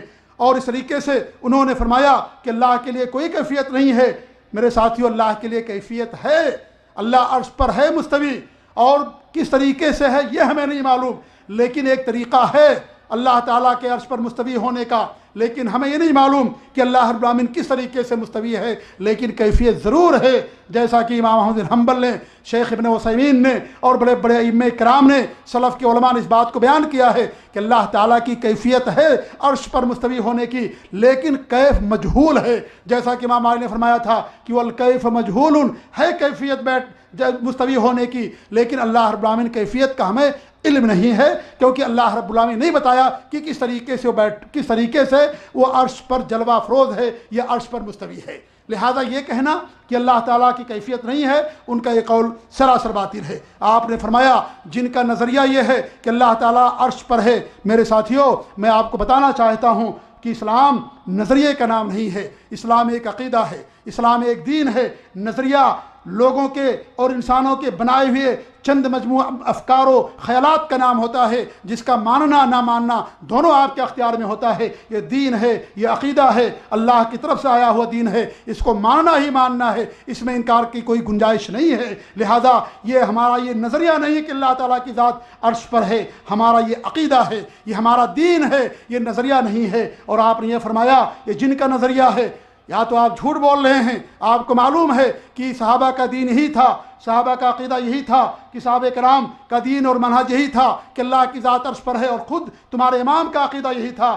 یا تم لا علمی کا انکار کر رہے ہو، یا تو جھوٹ بول رہے ہو، جانتے ہوئے بھی کہ جن کا نظریہ یہ ہے ان پر کہ اللہ تعالیٰ آسمان عرش سے پہلے اللہ تعالیٰ کہاں تھا۔ تو میرے ساتھیوں یہ تو میں بعد میں بتاؤں گا کہ اللہ عرش سے پہلے کہاں تھا، لیکن میں بتانا چاہتا ہوں کہ آپ جو کہہ رہے ہو کہ جن کا نظریہ ہے، یہ تمہیں بھی معلوم ہے کہ کن کا نظریہ ہے، اچھی طریقے سے آپ کو معلوم ہے کہ صحابہ کا دین ہے، یہ صحابہ کا عقیدہ، ائمہ کرام کا عقیدہ ہے، لیکن تمہارے اندر اتنی ہمت نہیں ہے، اتنی جرات نہیں ہے کہ تم لوگوں کے سامنے کھل کر کے بتا سکو کہ ہمارے ائمہ کرام کا دین تھا، یہ ان کا عقیدہ تھا۔ کیوں؟ اس لیے کہ امام پوچھے گی کہ نام لیتے امام ابو حنیفہ کا، ان کا عقیدہ کیوں نہیں مانتے؟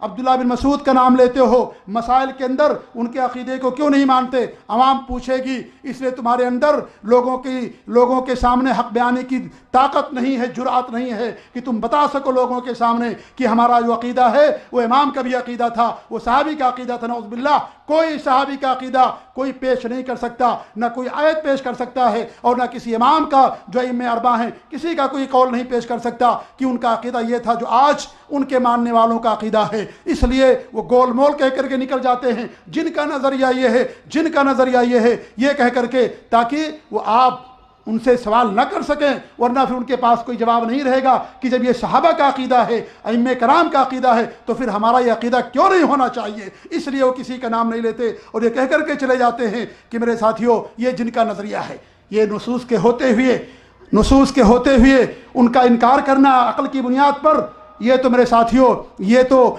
ابلیس کی ایجاد ہے۔ ابلیس نے بھی اللہ تعالیٰ کے اس حکم کا انکار کیا تھا۔ اللہ نے کہا تھا آدم کا سجدہ کرو، اس نے کہا کہ میں تو بہتر ہوں، تو نے مجھے آگ سے پیدا کیا اور یہ تو مٹی سے پیدا کیے گئے ہیں۔ اللہ کا حکم ہوتے ہوئے، صحیح فرمان ہوتے ہوئے، واضح حکم ہوتے ہوئے، اس نے عقل کی بنا پر قیاس کرتے ہوئے کہا تھا کہ ہم تو اس سے بہتر ہیں، ہم سجدہ نہیں کریں گے۔ آج تمہاری حرکت وہی ہو رہی ہے، قرآن کی آیتیں کہہ رہی ہیں، حدیثیں کہہ رہی ہیں کہ اللہ تعالیٰ کی ذات عرش پر ہے، اور تم اپنی عقل کی بنا پر کہتے ہو کہ اللہ تعالیٰ لامکاں ہے، اللہ تعالیٰ ہر جگہ موجود ہے۔ یہ وہی تمہاری روش ہے جو تمہاری جو روش تھی، کیا نام ہے، ابلیس کی۔ اور ابلیس نے کہا تھا کہ میں انا خیر منہ خلقتنی من نار وخلقتہ من طین، تو نے مجھے آگ سے پیدا کیا اور ان کو مٹی سے تم نے پیدا کیا ہے۔ لہذا میرے ساتھیوں اس روش کو چھوڑو اور سلف صالحین کے عقیدے کو اپناؤ، ائمہ کرام کے عقیدے کو اپناؤ، کتاب و سنت کے عقیدے کو اپناؤ اور تبع تابعین کے عقیدے کو اپناؤ۔ اسی کے اندر میرے ساتھیوں ہمارے لیے اور سب کے لیے اسی کے اندر بھلائی ہے اور اسی کے اندر کامیابی ہے۔ انہوں نے جو پہلا اشکال آپ کے سامنے پیش کیا ہے کہ اللہ تعالیٰ اگر عرش پر ہے تو گویا کہ اللہ تعالیٰ مکی ہوا اور عرش مکاں ہو گیا۔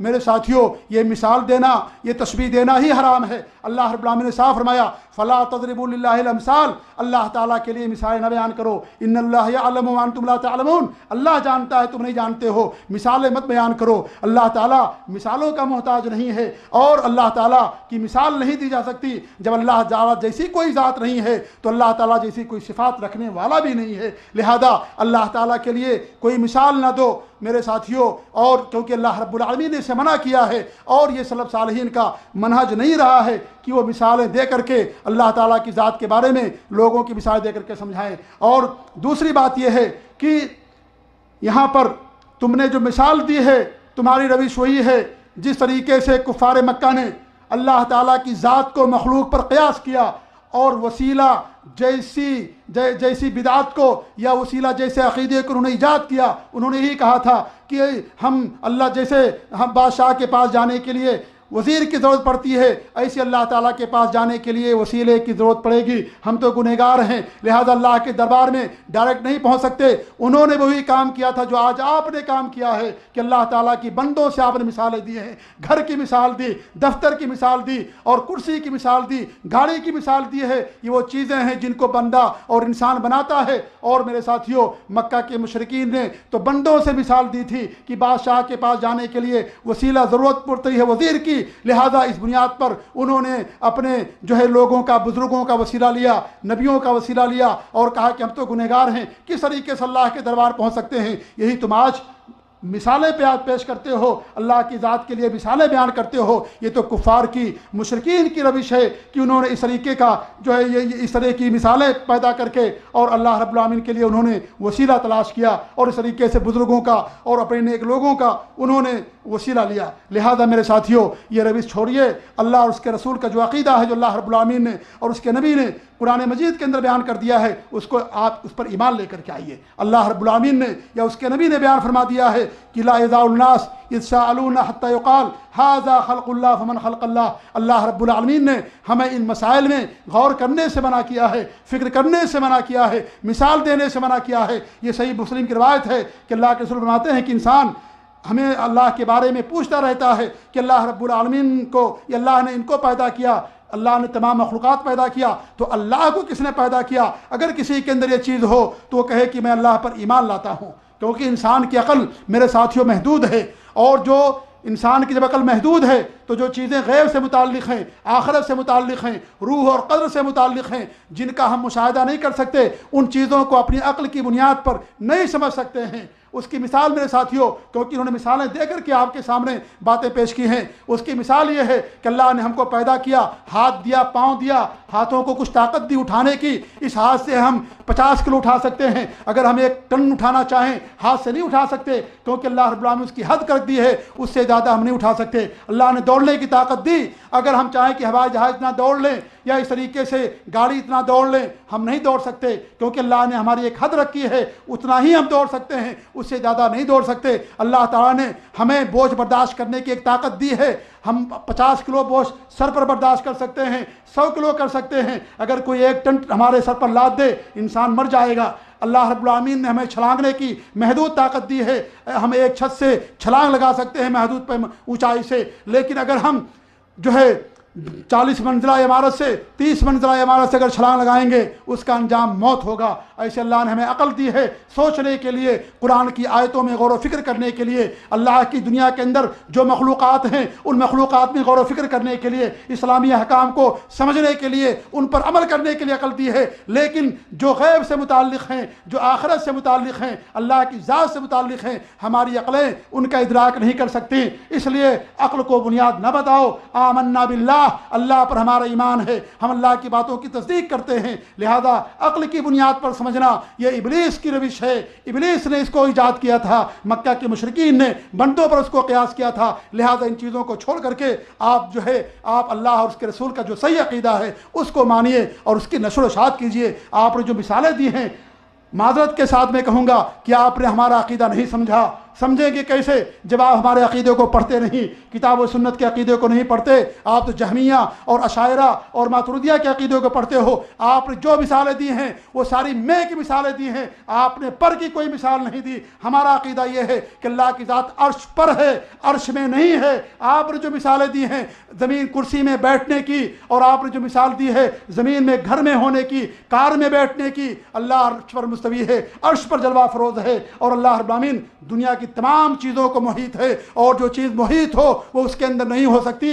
ان اللہ قد احاط بكل وان اللہ قد احاط بكل شيء علما، سورہ طلاق کی آیت ہے کہ اللہ رب العالمین ہر چیز کو اپنے علم سے گھیرے میں لیے ہوئے ہے۔ آسمان پوری زمین کو گھیرے میں لیے ہوئے ہے، آسمان زمین کے اندر نہیں ہے، آسمان اوپر ہے۔ جو چیز کسی کو گھیرے میں لیتی ہے وہ اس کے اندر نہیں ہوتی۔ اور میں نے بتایا تھا کہ اللہ کی ذات عرش پر ہے، اور عرش یہ پہلی مخلوق ہے وجود، اس کے لحاظ سے، ترتیب کے لحاظ سے عرش کے بعد کوئی مخلوق نہیں ہے، لہذا اللہ رب العالمین جو ہے عالم سے باہر ہے، وہ عالم کے اندر نہیں ہے۔ آپ نے جو مثالیں دی ہیں وہ ساری مثالیں اندر کی دی ہیں، اوپر کی کوئی مثال آپ نے نہیں دی ہے۔ اللہ رب العالمین عرش پر جلوہ افروز ہے، عرش پر مستوی ہے۔ ہم یہ نہیں کہتے نعوذ باللہ کہ اللہ رب العالمین عرش میں ہے، نہیں، اللہ رب العالمین عرش پر جلوہ افروز ہے۔ آپ نے میں کی مثالیں دی ہے، کار میں بیٹھنے کی، گھر میں ہونے کی، اور یہ دنیا کی مثالیں آپ نے دی ہیں، جبکہ اللہ تعالیٰ کے لیے میرے ساتھیوں کوئی مثال نہیں ہوتی ہے۔ اور ایک حدیث آتی ہے کہ اللہ کے رسول صلی اللہ علیہ وسلم فرماتے ہیں، بڑی لمبی روایت ہے کہ آپ فرماتے ہیں کہ 7 آسمان کی مثال کرسی کے سامنے چٹیل میدان میں ایک رنگ کی طریقے سے ہے۔ جس طریقے سے ایک انگوٹھی ہو، اس انگوٹھی کو کسی چٹیل میدان میں آپ پھینک دیں، اس کی کوئی حیثیت نہ ہو، ایسے ہی 7 آسمانوں کی مثالیں کرسی کے سامنے ایک جو ہے انگوٹھی کی ہے، اور عرش کے سامنے کرسی کی مثال اس انگوٹھی کی ہے جو چٹیل میدان کے اندر ہوتی ہے۔ یہ اس کی فضیلت ہے۔ امام ابن قیم رحمۃ اللہ علیہ فرماتے ہیں کہ زمین سے زیادہ وسیع جو آسمان ہمیں نظر آتا ہے وہ ہے، کیونکہ وہ آسمان زمین کو گھیرے میں لیے ہوئے ہے۔ دوسرا آسمان اس سے زیادہ وسیع ہے، کیونکہ دوسرا آسمان پہلے آسمان کو گھیرے میں لیے ہوئے ہے۔ ایسے ہی 7 آسمان ہے، اور 7 آسمانوں کے اوپر کرسی ہے، اور کرسی 7 آسمانوں گھیرے میں لیے ہوئے ہے۔ اس کے اوپر پانی ہے، پانی کے اوپر عرش ہے، اس عرش پر اللہ رب العالمین کی ذات جلوہ افروز ہے۔ وما قدر اللہ حق قدرہ، حقیقت یہ ہے کہ لوگوں نے اللہ کی قدر نہیں کی، اللہ کی عظمت کو نہیں جانا۔ آج تم گھروں سے کاروں سے اور اس طریقے سے بلڈنگوں سے اور اپنی کرسیوں سے اللہ کی مثال دیتے ہو، تمہیں خوف آنا چاہیے کہ اللہ کی ذات تو اتنی بڑی ذات ہے کہ لوگوں نے اللہ تعالیٰ کی ذات کی، اس کی عظمت کو نہیں سمجھا۔ اگر انہوں نے قدر کی ہوتی تو اللہ تعالیٰ کو ہر جگہ نہیں مانتے، اللہ تعالیٰ کو عرش پر مانتے۔ لہذا تم نے جو مثالیں دی ہیں وہ تمہاری تمام کی ساری مثالیں غلط ہیں۔ اللہ تعالیٰ مکی نہیں، نعوذ باللہ، اللہ کو مکی کہنا یہ اللہ تعالیٰ کو مکانوں سے لوگوں کے ساتھ تشبیہ دینا ہے۔ عبداللہ بن مسعود فرماتے ہیں ہر آسمان کے درمیان 500 سال کی مسافت ہوتی ہے، اور 7ویں آسمان اور کرسی کے درمیان 500 سال کی مسافت ہے، اور کرسی کے درمیان پانی کے درمیان 500 سال کی مسافت ہے، اور عرش پانی کے اوپر ہے، واللہ فوق العرش، اور اللہ رب العالمین اس عرش کے اوپر ہے۔ لا یخفی علیہ شیء من اعمالکم، تمہارے اعمال میں سے کوئی چیز اللہ کی ذات پر مخفی نہیں ہے۔ یہ ابن مسعود کا عقیدہ ہے۔ جس ابن مسعود کی فقہ کی تم باتیں کرتے ہو، ان کی فقہ پر جو ہے عمل کرنے کا دعویٰ کرتے ہو، کاش ان کے عقیدے کو تم اپناتے، توحید کے تعلق سے ان کے عقیدے کو بھی اپناتے کہ ان کا عقیدہ یہ ہے کہ اللہ رب العالمین کی ذات اس عرش پر جلوہ افروز ہے۔ ابن خزیمہ نے اپنی کتاب التوحید کے اندر، اپنی صحیح کتاب کے اندر بیان کیا، اور امام ذہبی نے اپنی کتاب علو کے اندر بیان کیا ہے۔ لہذا اللہ تعالیٰ کو مکی سے تشبیہ دینا یہ سراسر باطل ہے، سراسر غلط ہے۔ اللہ تعالیٰ عرش پر ہے، اللہ تعالیٰ نعوذ باللہ جگہ کے اندر نہیں ہے۔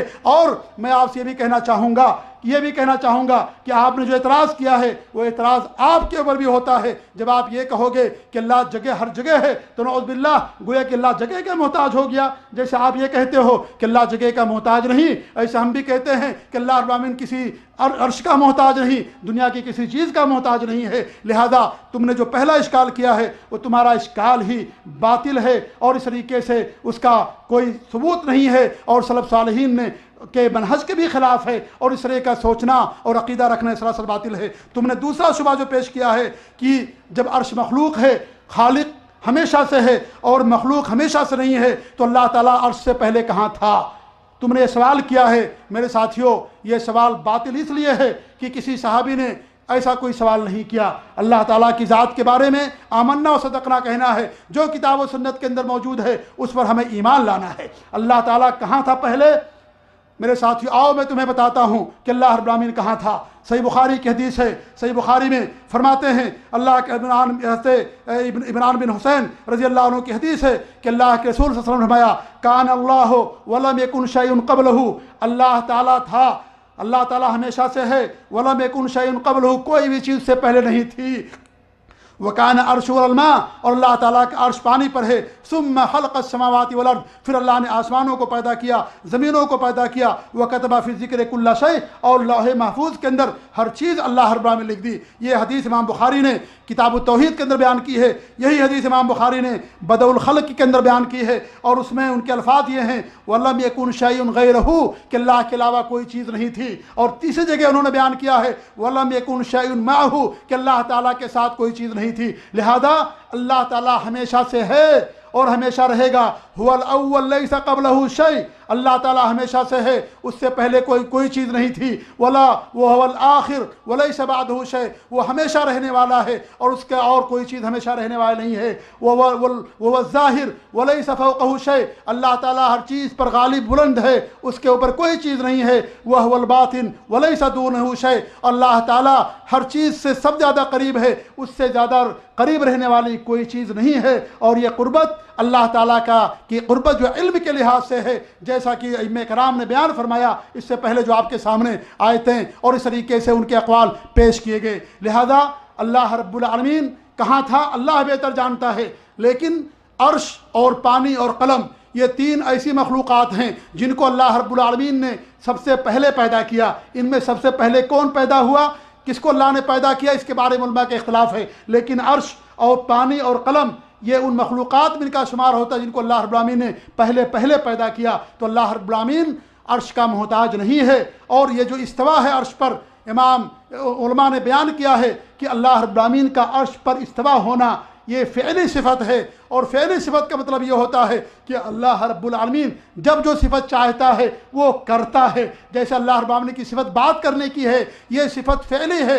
اللہ تعالیٰ کی جب مشیت ہوتی ہے تب بات کرتا ہے، لیکن اللہ رب العالمین اس صفت سے متصف ہے، لہذا اللہ رب العالمین بلند ہے، تمام مخلوقات کے اوپر ہے، آسمانوں کے اوپر، آسمان کے اوپر، عرش کے اوپر ہے، لیکن اللہ رب العالمین پہلے عرش نہیں تھا تو اللہ رب العالمین عرش پر نہیں تھا۔ جب اللہ تعالیٰ نے عرش کو پیدا کیا تو اللہ رب العالمین عرش پر مستوی ہوا۔ کیوں؟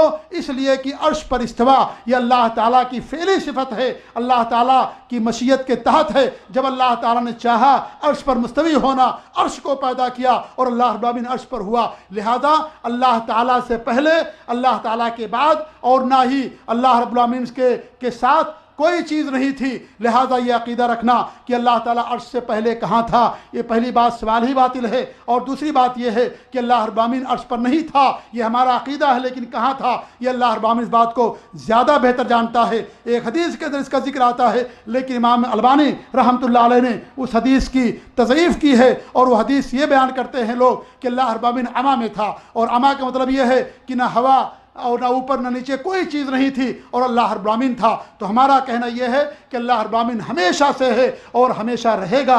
عرش مخلوق ہے، اور اگر مخلوق کو آپ یہ مان لیں کہ اللہ تعالیٰ عرش پر جب سے ہمیشہ سے ہے تو پھر گویا کہ مخلوق بھی، عرش بھی ہمیشہ سے ہو جائے گی، جبکہ اللہ تعالیٰ ہی کی یہ صفت ہے کہ اللہ تعالیٰ ہمیشہ سے ہے اور اللہ کے علاوہ کسی اور کے لیے یہ چیز نہیں ہے۔ لہذا تمہارا یہ عقیدہ رکھنا اور اس طریقے سے سوال کرنا یہ غلط ہے۔ یہ دوسرے اشکال کا ان کا جواب ہے، اور ہم ان سے یہ پوچھنا چاہیں گے کہ جب آپ یہ کہتے ہو کہ اللہ ہر جگہ ہے تو جگہ بھی تو مخلوق ہے، تو پھر جب جگہ نہیں تھی تو اللہ تعالیٰ کہاں تھا؟ وہی الزامی سوال جواب آپ کے بھی سوال ہوگا جب آپ ہم سے یہ پوچھتے ہو کہ اللہ عرش پر تھا، عرش سے پہلے اللہ کہاں تھا؟ اللہ ہمیشہ سے ہے۔ ہم تم سے پوچھتے ہیں کہ تمہارا عقیدہ یہ ہے کہ اللہ ہر جگہ ہے، تو جگہ بھی مخلوق ہے، آسمان و زمین، دنیا کی ہر چیز مخلوق ہے، یہ ساری مخلوقات ہمیشہ سے نہیں ہیں، تو پھر اللہ تعالیٰ کہاں تھا؟ جو سوال تمہارا ہے وہی سوال ہمارا تم سے کیا جا رہا ہے۔ لہذا اس طرح کا عقیدہ رکھنا، اس طرح کی شبہات پیش کرنا، یہ لوگوں کو صحیح راستے سے بھٹکانا ہے۔ اور تیسرا جو انہوں نے جو سوال کیا ہے کہ اللہ تعالیٰ غیر محدود ہے اور عرش محدود ہے، تو پھر غیر محدود چیز میں کیسے آ سکتا ہے؟ یہ سب عقل کی باتیں، فلسفیانہ باتیں، اور اس طریقے سے ان دقیانوسی اور اس طریقے سے اعتزال پسندی اور لنترانیوں سے لوگوں کے عقیدے کو خراب نہ کیا جائے کہ اللہ تعالیٰ جب عرش پر ہے تو عرش محدود ہے۔ تو ہم یہ کہتے ہیں وہی سوال آپ کے ساتھ بھی ہوگا کہ اللہ تعالیٰ جب جگہ کے اندر ہے، نعوذ باللہ ہر جگہ، تو جگہ بھی محدود ہے، پھر اللہ تعالیٰ ہر جگہ کے اندر کیسے آ گیا؟ لہذا یہ عقیدہ ہم نہیں رکھتے۔ نعوذ باللہ اللہ تعالیٰ عرش پر ہے، کیسے ہے اللہ بہتر جانتا ہے، ہمیں اس کی صفت کا اندازہ نہیں ہے، اور لیکن ہمارا ایمان ہے کہ اللہ رب العالمین کی ذات عرش پر ہے، اس لیے کیونکہ قرآن میں، احادیث میں اور سلف صالحین کے اقوال میں، اور یہی نہیں بلکہ تمام نبیوں کا عقیدہ یہ ہے، جیسا کہ میں نے شروع بیان کیا کہ اللہ رب العالمین کی ذات عرش پر ہے، کیونکہ یہ دین ہے، عقیدہ ہے، اور کسی نبی کے دین کے اندر، نبیوں کا جو دین ہے سب کا دین ایک رہا ہے، دین کے اندر کوئی اختلاف نہیں رہا ہے۔ لہذا تمہارا یہ جو اشکال ہے کہ اللہ تعالیٰ پھر عرش سے میں محدود ہے، پھر کیسے اللہ تعالیٰ آ گیا؟ میرے ساتھیوں، اس کا یہ اعتراض اس وقت ہوتا جب ہم یہ مانتے کہ اللہ تعالیٰ عرش پر میں ہے۔ ہمارا عقیدہ یہ ہے کہ اللہ تعالیٰ خارجی عالم ہے، عالم دنیا سے اوپر ہے۔ اللہ رب العالمین عرش سے دنیا کی شروعات ہوتی ہے، اور اللہ رب العالمین عرش سے اوپر ہے، لہذا اللہ عالم ہی میں نہیں ہے، پھر اللہ تعالیٰ ہر جگہ کرنا یہ تو گویا کہ اللہ کو بھی محدود کرنے والی بات ہو جاتی ہے۔ لہذا اس طرح کا عقیدہ رکھنا یہ سراسر سلف صالحین کے قرآن و سنت کے عقیدے کے خلاف ہے۔ ایک چوتھا اشکال بھی ہے، اگرچہ انہوں نے نہیں کیا لیکن اور لوگ کرتے ہیں کہ اللہ تعالیٰ کہتا ہے کہ تمہاری شہرک سے قریب ہیں، اللہ تعالیٰ تمہارے ساتھ ہے۔ اس کا جواب مختصر طور پر یہ ہے، جیسا کہ امام احمد بن حنبل رحمۃ اللہ نے فرمایا کہ تمام آیتیں، جن آیتوں کے اللہ نے فرمایا کہ اللہ تمہارے ساتھ ہے، ان تمام آیتوں کی شروعات علم سے ہوتی ہے، اور اللہ رب العالمین یہ کہنا چاہتا ہے کہ اللہ تمہارے ساتھ علم کی وجہ سے ہے، علم کے ساتھ ہے۔ جہاں تک اس کی ذات کی بات ہے تو اللہ رب العالمین کی ذات عرش پر ہے۔ یہ اس کا مختصر سا جواب میں نے آپ کے سامنے دیا، جیسا کہ امام ابو حنیفہ رحمۃ اللہ علیہ نے بھی یہی جواب دیا تھا۔ ان سے کسی نے کہا کہ اللہ تعالیٰ تو ہر جگہ ہے، اللہ فرماتا ہے کہ وہ معکم، تمہارے ساتھ ہے، تو انہوں نے کہا اس کی مثال ایسی ہے جیسے تم کسی کو خط لکھو اور کہو کہ میں تمہارے ساتھ ہوں، اور جب کہ تم ان کے ساتھ نہ ہو، اپنے گھر پر ہو، وہی مثال ہے۔ سمجھا کر کے انہوں نے کہا کہ اللہ تعالیٰ علم کے ساتھ ہے، تمہارے ساتھ علم کی وجہ سے، لیکن اس کی ذات عرش پر جلوہ افروز ہے، عرش پر مستوی ہے۔ لہذا یہ عقیدہ، یہ جواب یاد رکھیے، یہ عام طور سے لوگ یہ آپ کے سامنے اشکال پیش کریں گے کہ اللہ تعالیٰ کہتا ہے کہ ہم تمہارے ساتھ ہیں، تو اس کا جواب یہ کہ اللہ تعالیٰ اپنے علم سے اور قدرت کے لحاظ سے ہمارے ساتھ ہے، ورنہ اللہ تعالیٰ کی ذات کہاں ہے؟ عرش پر ہے، کیونکہ وہ تمام آیتوں کی شروعات علم سے ہوتی ہے، اور اس میں اشارہ اس بات کی طرف ہے کہ اللہ تعالیٰ اپنے علم سے ہمارے ساتھ ہے، نہ کہ اپنی ذات کے لحاظ سے۔ پانچواں اعتراض ایک ایسا بھی ہوتا ہے کہ ہم یہ کہتے ہیں کہ اللہ تعالیٰ کا علم ہر جگہ ہے، تو جب علم ایک صفت ہے اور یہ صفت اللہ تعالیٰ کے ساتھ ہے، تو جب اللہ تعالیٰ کی صفت ہر جگہ ہے تو اللہ تعالیٰ کا علم بھی ہر جگہ ہو، اللہ کی ذات بھی ہر جگہ ہوگی۔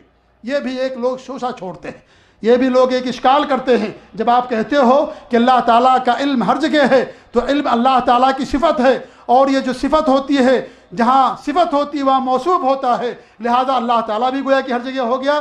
ہم کہتے ہیں کہ تمہاری عقل کا فطور ہے، اور تم اپنے آپ کو اگرچہ اہل عقل و دانش کہتے ہو، لیکن حقیقت یہ ہے کہ تمہارے پاس اتنی بھی عقل نہیں ہے کہ تم اس چیز کو، اس اہم عقیدے کو سمجھ سکو۔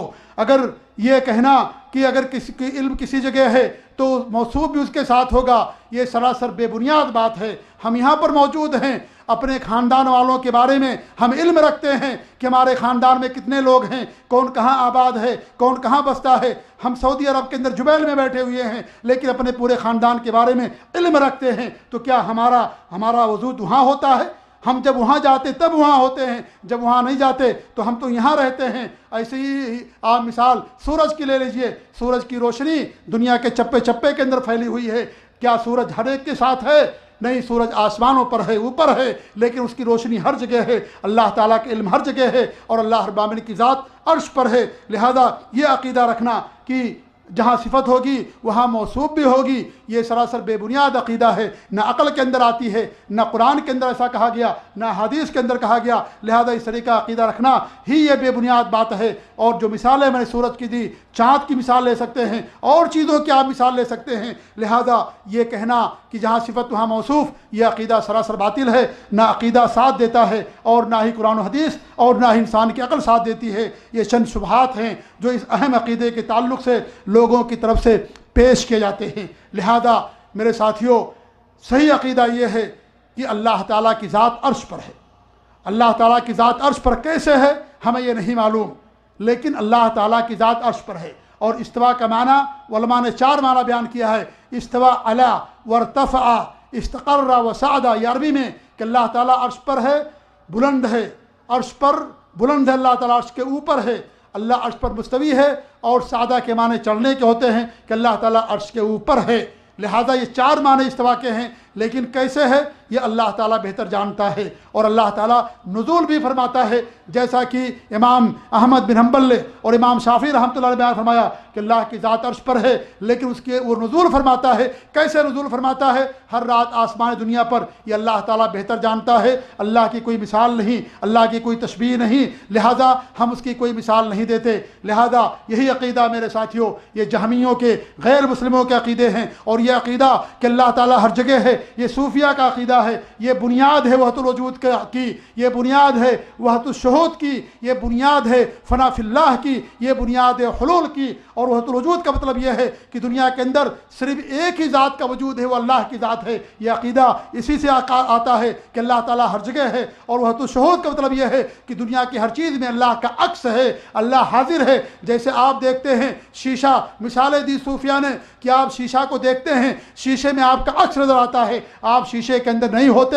ایسے ہی اللہ تعالیٰ پوری دنیا کے اندر اس کا عکس ہے، پوری دنیا میں وہ حاضر ہے۔ اس کو وحدت الشہود کہا جاتا ہے۔ یہ عقیدے کی بنیاد بھی وحدت الوجود ہے۔ فنا فی اللہ کا عقیدہ ہے صوفیوں کا، اس کا مطلب یہ ہے کہ انسان ذکر کرتے کرتے اتنا زیادہ ہو جاتا ہے موہ کہ اللہ کی ذات میں وہ فنا ہو جاتا ہے۔ یہ ان کا عقیدہ صوفیوں کا، اور اس کی بنیاد بھی یہی ہے کہ اللہ تعالیٰ کی ذات ہر جگہ ہے۔